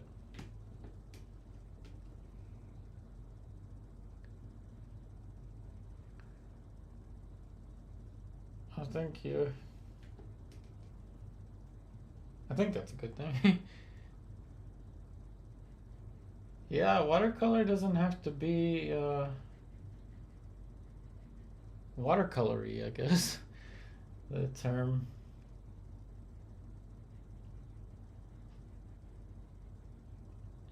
Watercolor doesn't have to be watercolory.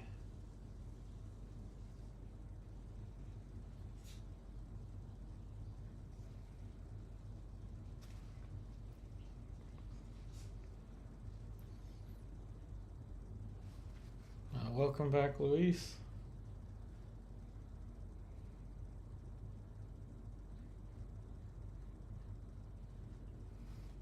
Yeah, I ate some shrimp tempura on the break from the Wegmans.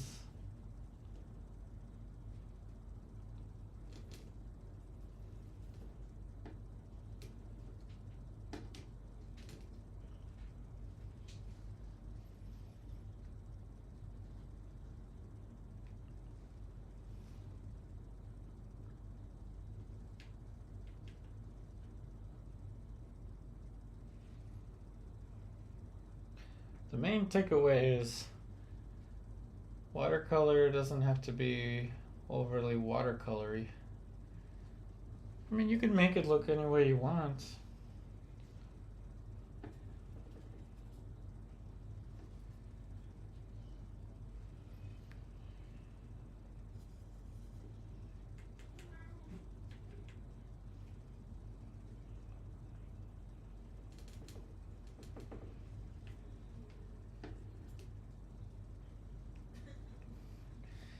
Yeah, I'm coming at you with only a couple months worth of experience with watercolor, so so take it as you will. But from what I've seen, it doesn't have to be overly watercolor looking.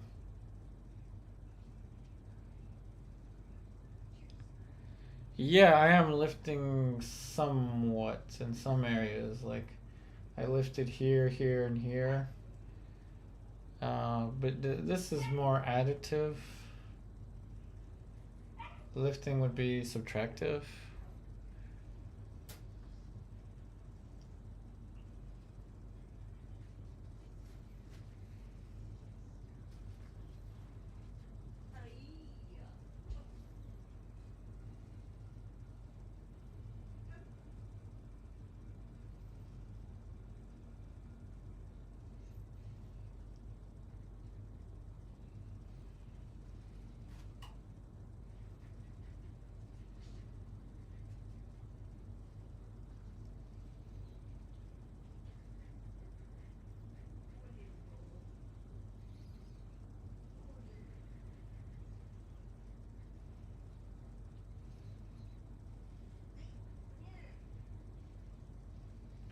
Now this was definitely the Chinese white. Add that back, so that's not very watercolory.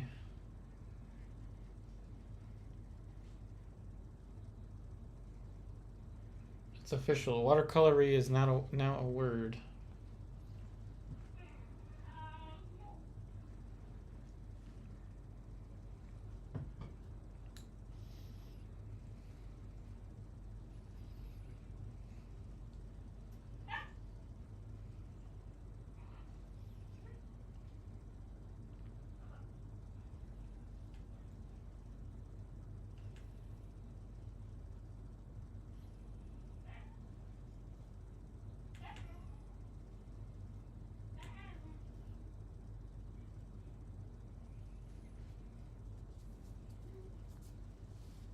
Oh, it's an eyelid. I did lift. Yes, I did lift a little bit to the eyelid, with the eyelid. Then I added color. I lifted, then I added color.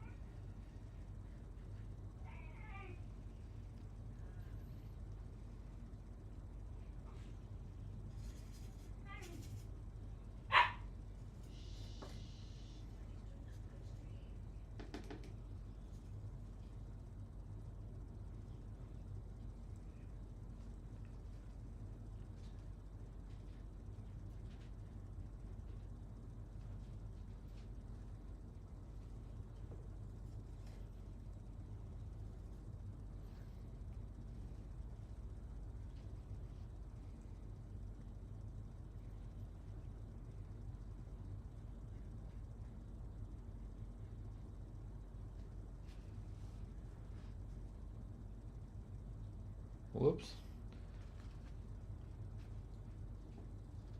My hand slipped there. It's a happy accident. I need to make that darker anyway.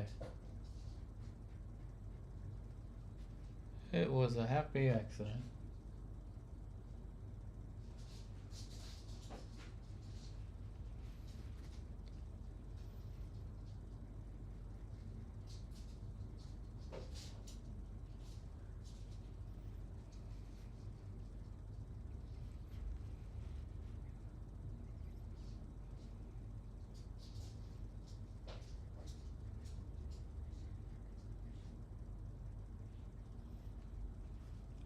Now, to all the watercolor experts out there, serious question. I don't know the answer to this.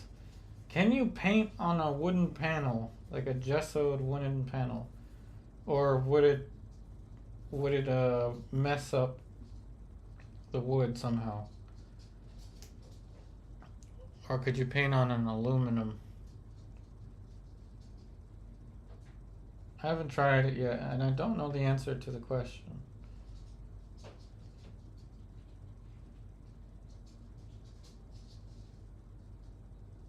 I am not a very experienced watercolorist. I'm an oil painter who is taking on different materials because I feel like it.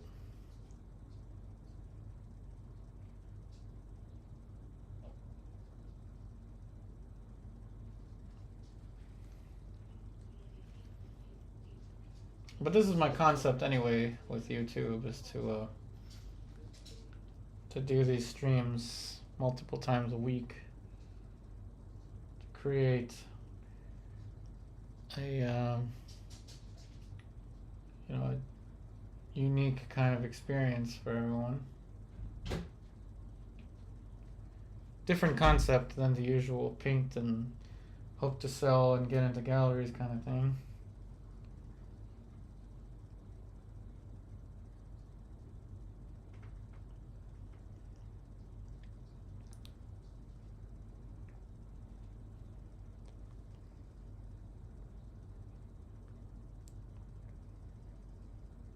My new word chat won't let me even try to spell it? What?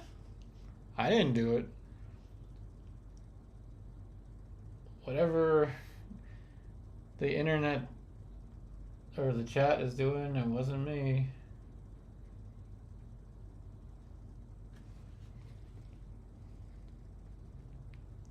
I didn't do it. It wasn't me, I swear.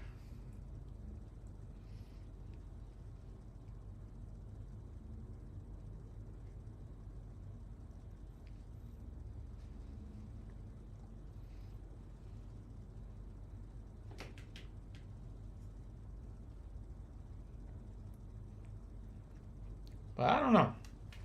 I think you should be able to watercolor on a panel. But the question is, will the water get through the gesso and into the wood and mess with the wood? I think it probably would. I'm assuming that's why these are mostly done on paper.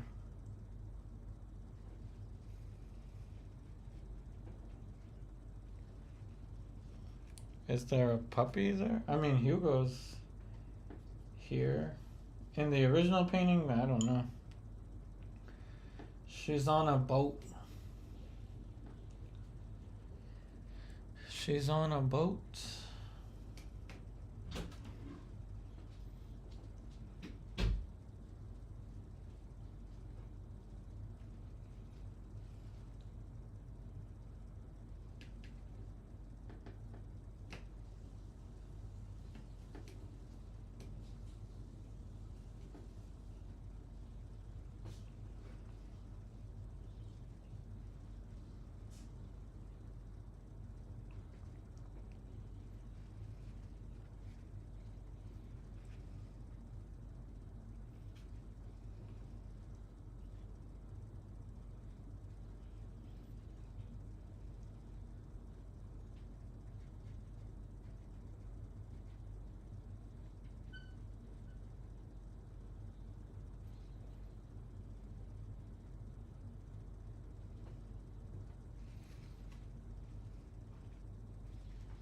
Again, I wouldn't recommend it, but trying it anyway. This is going to look blue, I think.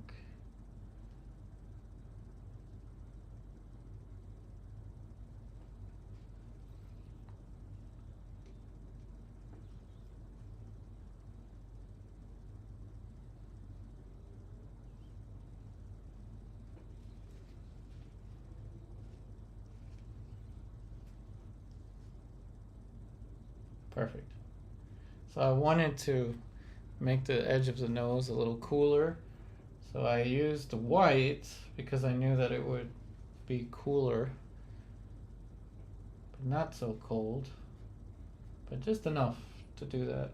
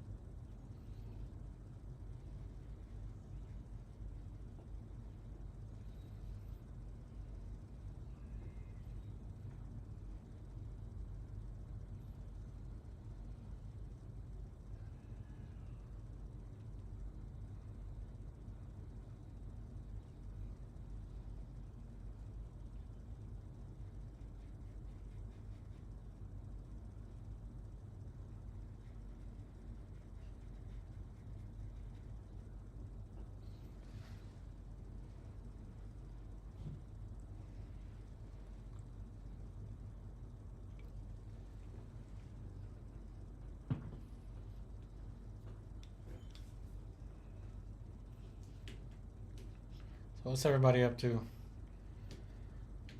You can comment down if you're watching this as a pre-recorded as well. What's everyone up to? I know I'm not doing much in terms of talking, but curious what everyone's up to. What is everyone up to?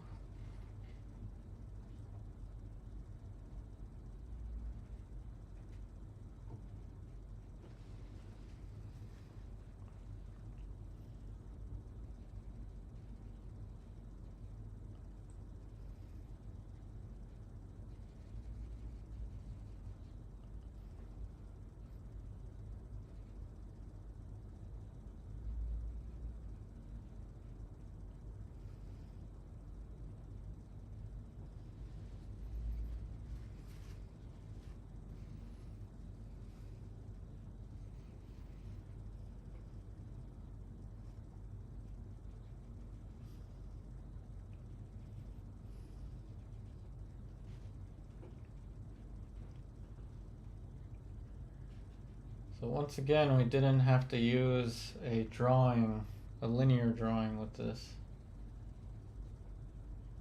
And we did make a couple drawing corrections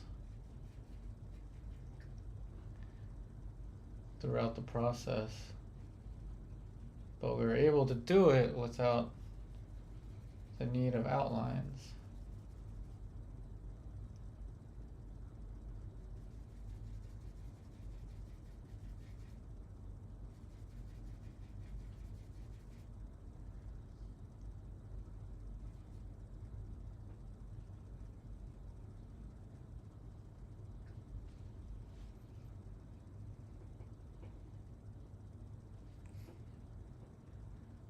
It's watercolory. Whoops. I made it watercolory? Oh no. Oh well, at least it now looks like a watercolor.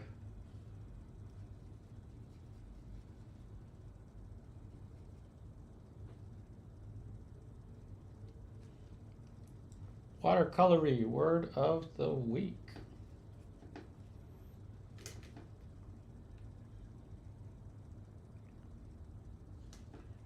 The gesso part? Oh.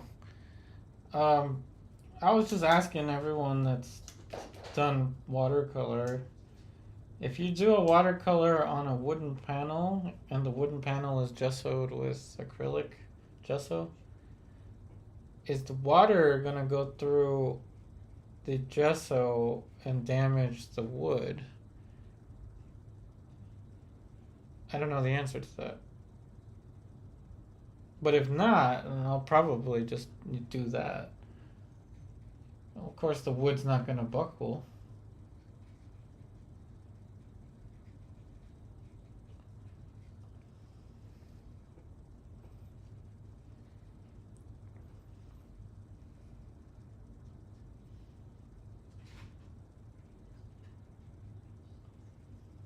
I'm gonna change the light sensitivity again.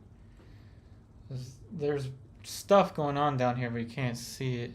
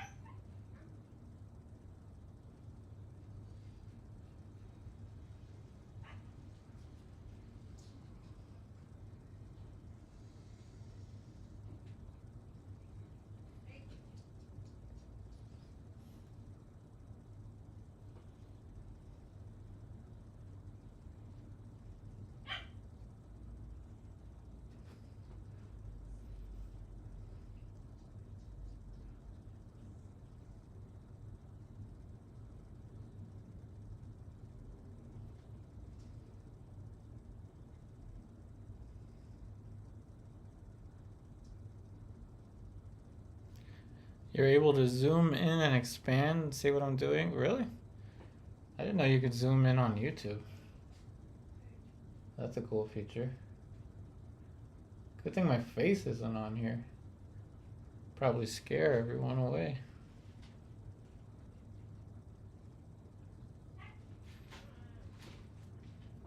Yeah, I didn't know you could do that on a live stream.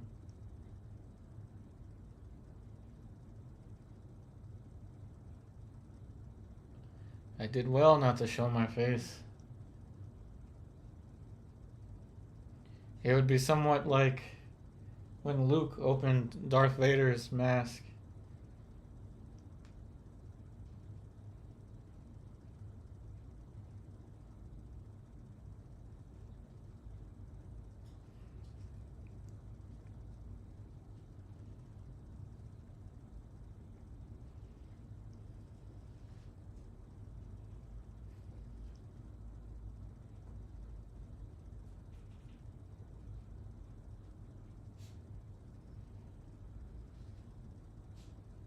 See that now the paper is finally starting to, like, the crease started here, then it was like here and here.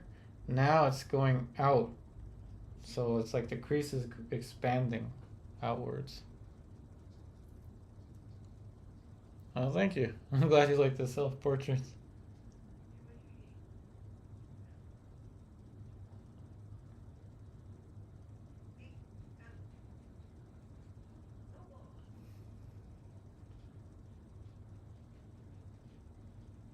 I've done the math. I've seen the videos performance when you actually were able to see me. They didn't do so well compared to the others. So I've learned.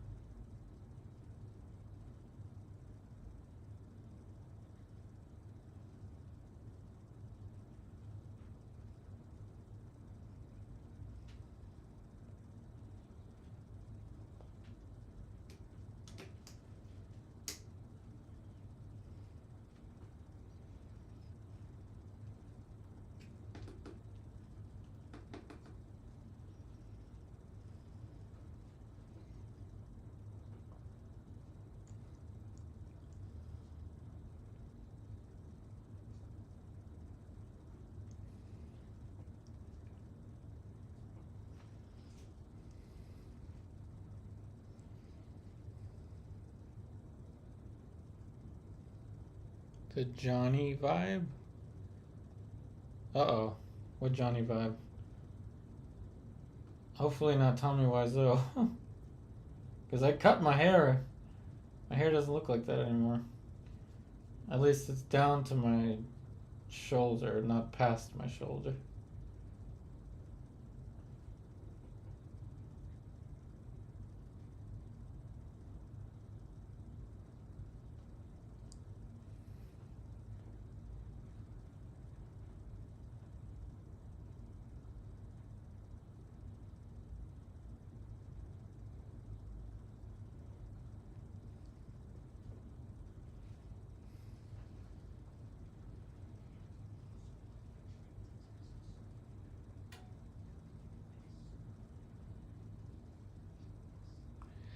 Yeah, I used to, but I cut it.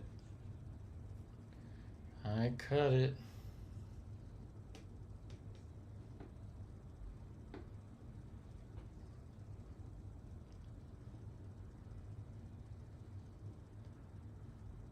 Yeah, I guess not showing my face is safer that way.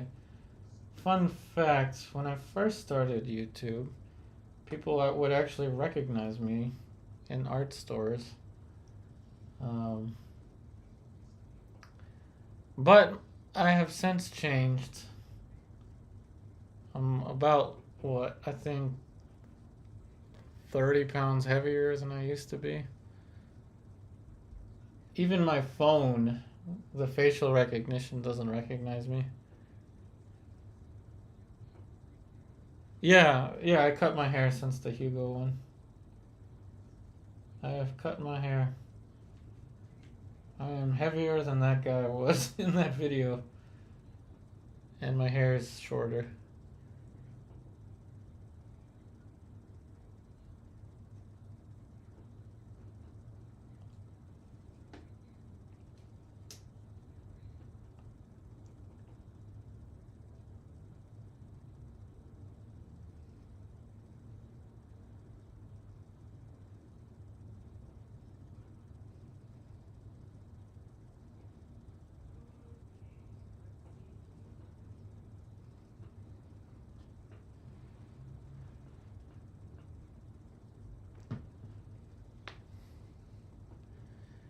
Thanks for all the likes. We're at 25. I don't think this one is going to go all the way to the 3 hours. There's not really much left I think I need to do. Of course, I know that there's more curvature here on the original, but only so much is needed.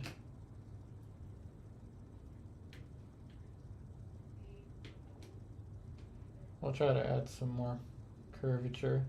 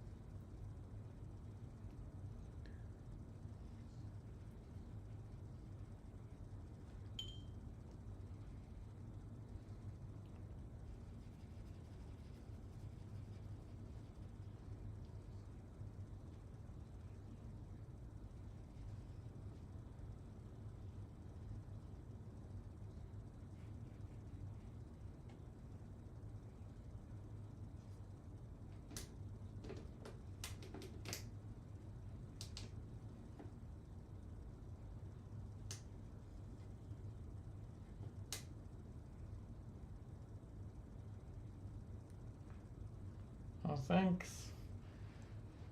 Glad you liked it. I went with the purple background again.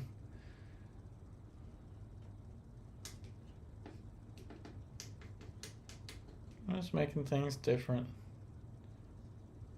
Glad you like it.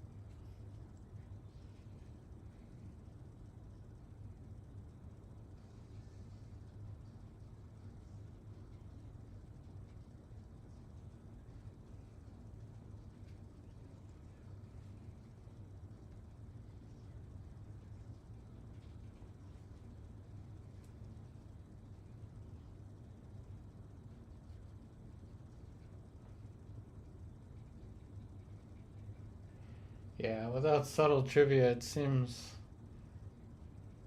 people might be a little too bored of the stream. We'll try different things. We will try different things.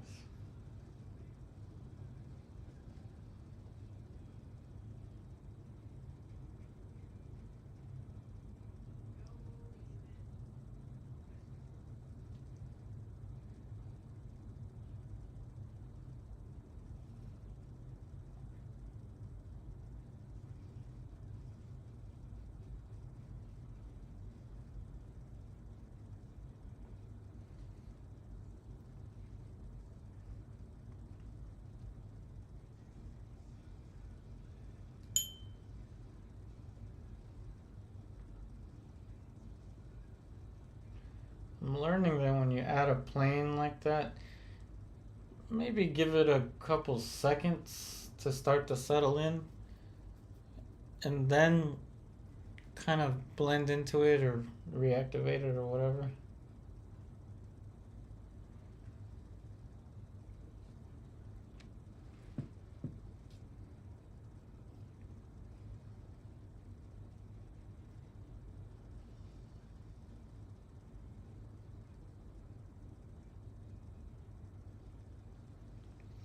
That was the area that I went into to red last time.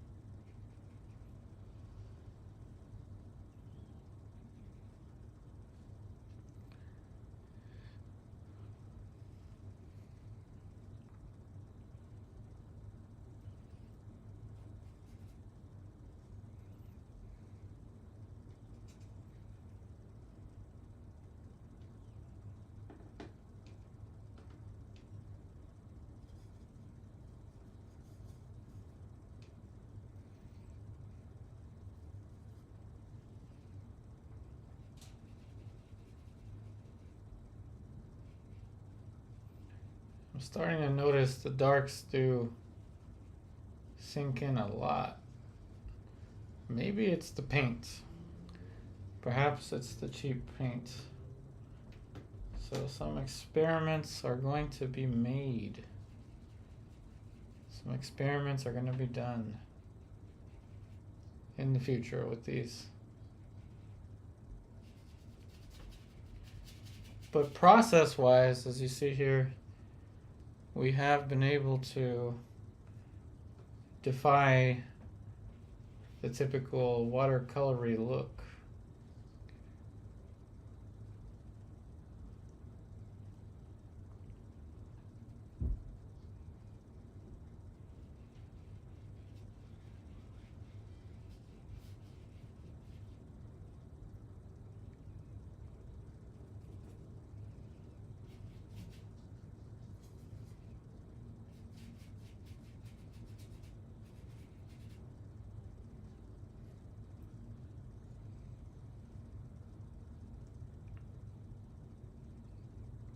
Well, thank you. I'm glad it's kind of like zen for you. Thank you. It's the whole concept behind these. In the future streams, I'll probably change it up and do, I don't know, landscapes, still lives. Maybe with the same, maybe we'll have like a marathon week where we do all of one material just to add some variation, make it interesting. A lot of suggestions for Bob Ross style landscape. With pastel, I want to set up a microphone that hopefully doesn't add like an echo to my voice or something, but so you can hear the pastels, create like an ASMR kind of experience.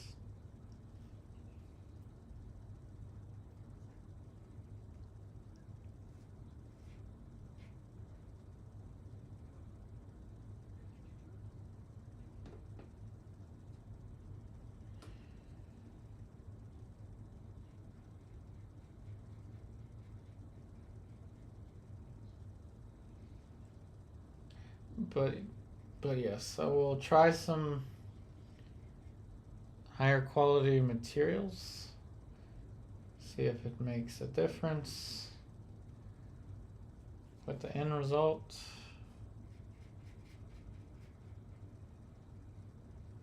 In particular, I'm going to be looking for things like the sinking in, because these darks do sink in a lot, which is oddly very similar to oil paint, but at a much faster rate.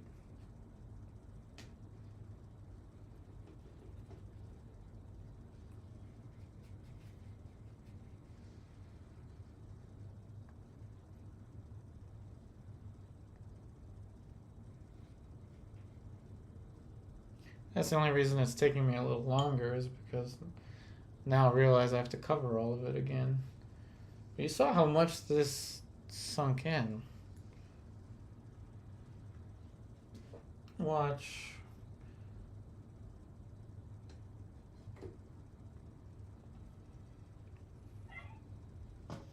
So we'll make this area darker. See that? That's kind of the value it was before.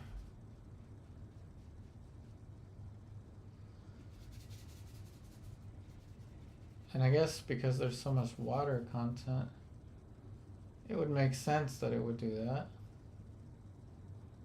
You don't usually see watercolors with a dark background like that, because this is not a overly watercolory watercolor. Term of the day.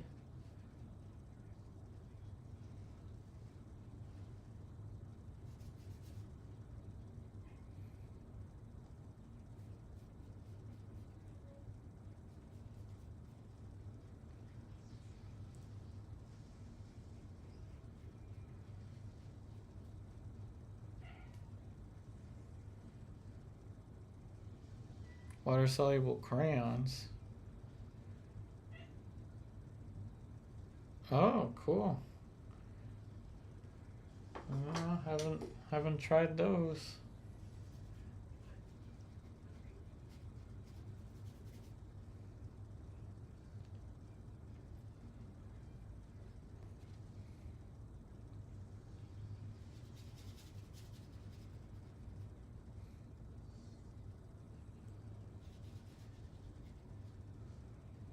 So we'll keep the purple on the left side. Let's mix some more of it. Some more of the purple.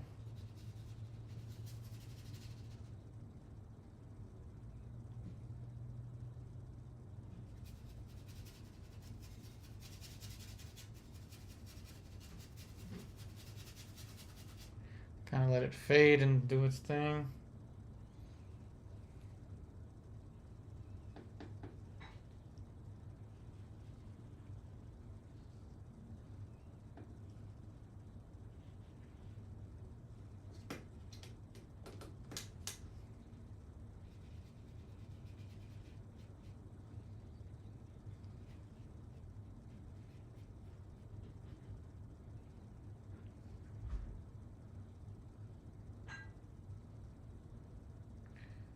Oh no, the purple is still there.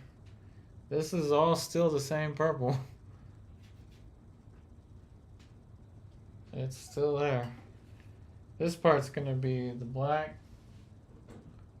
This part's gonna be the purple. Oh, that's as thick as it's gonna get. That's as purpley as it's gonna get. Let me, I'm just getting some clean paper towel.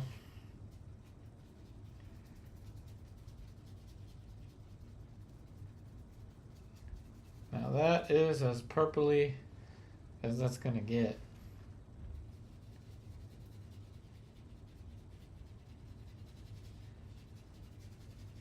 I wanted it to mix with the black.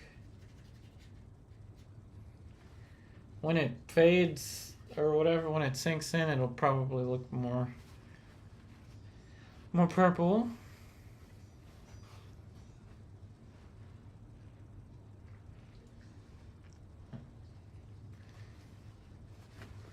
So that's what took me a tad bit longer. I thought I'd be done with this painting sooner.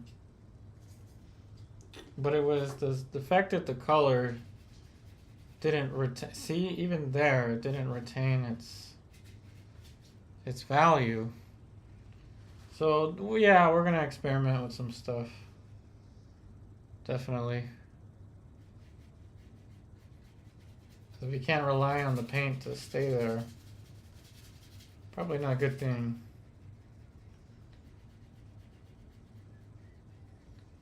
And again, it's probably just the cheap paint. It's probably just a cheap paint. Yeah, purple roller skates. Oh. Yeah, in the 90s, rollerblading was a huge thing. I mean, I wasn't rollerblading in the 90s, but in the early 2000s, that was my thing. I never did have purple skates.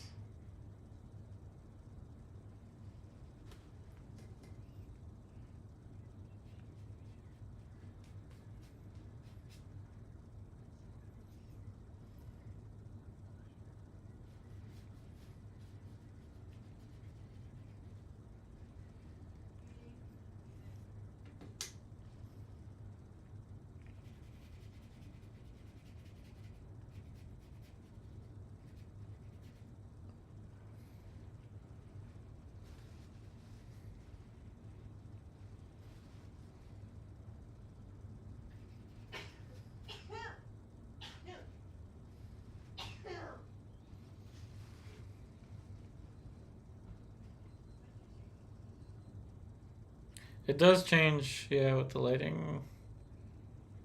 Oh, you mean purple?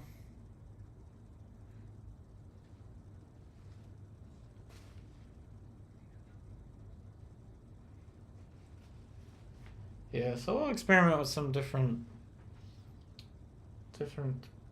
paints in the future. So now you see that's starting to dry fine, like it's not. It doesn't seem like it's trying to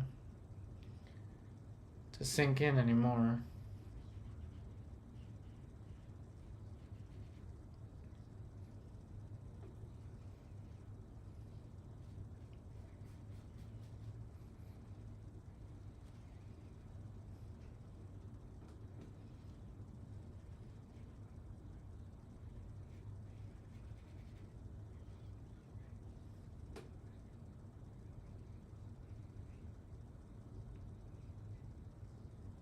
You know, even these darks, funny the way they dry.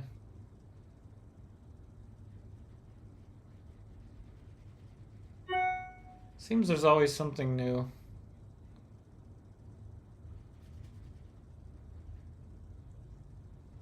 With watercolor. The painting will change with different types of lighting.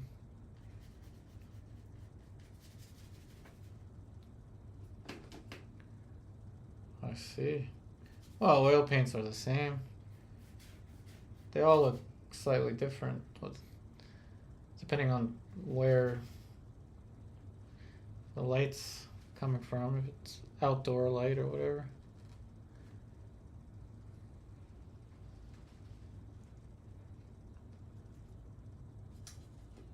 But so far, this has been some fun experimenting with these watercolors. Definitely not overly watercolory.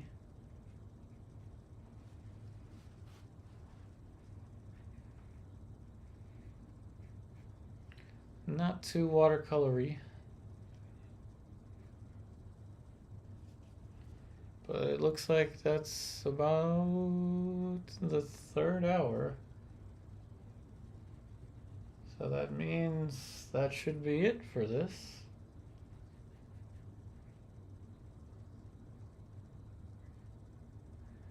It's been fun.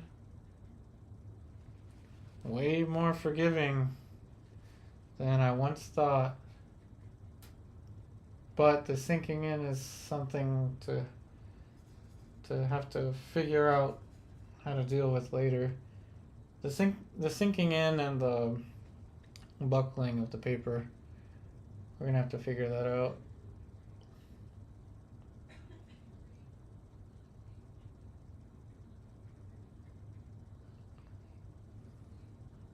We're figuring it out as we go. Thanks, Giselle. I know I'm not pronouncing correctly.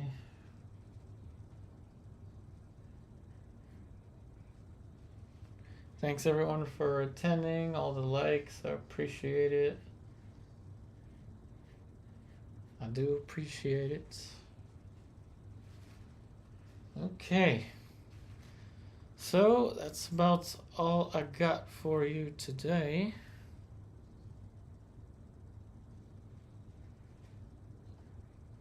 No, it could be. Yeah, I'm gonna have to experiment with that.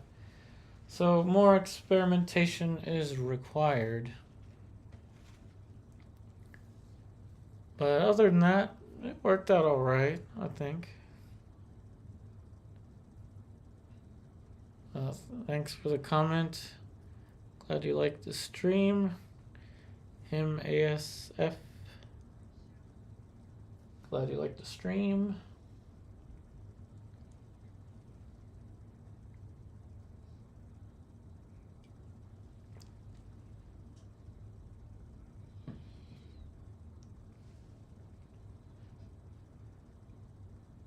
Alrighty. That's all I got for you today. Tomorrow will be oil painting. Once again, thank you all so much for watching. I wish you the very best in all of your artwork. And I'll see you tomorrow.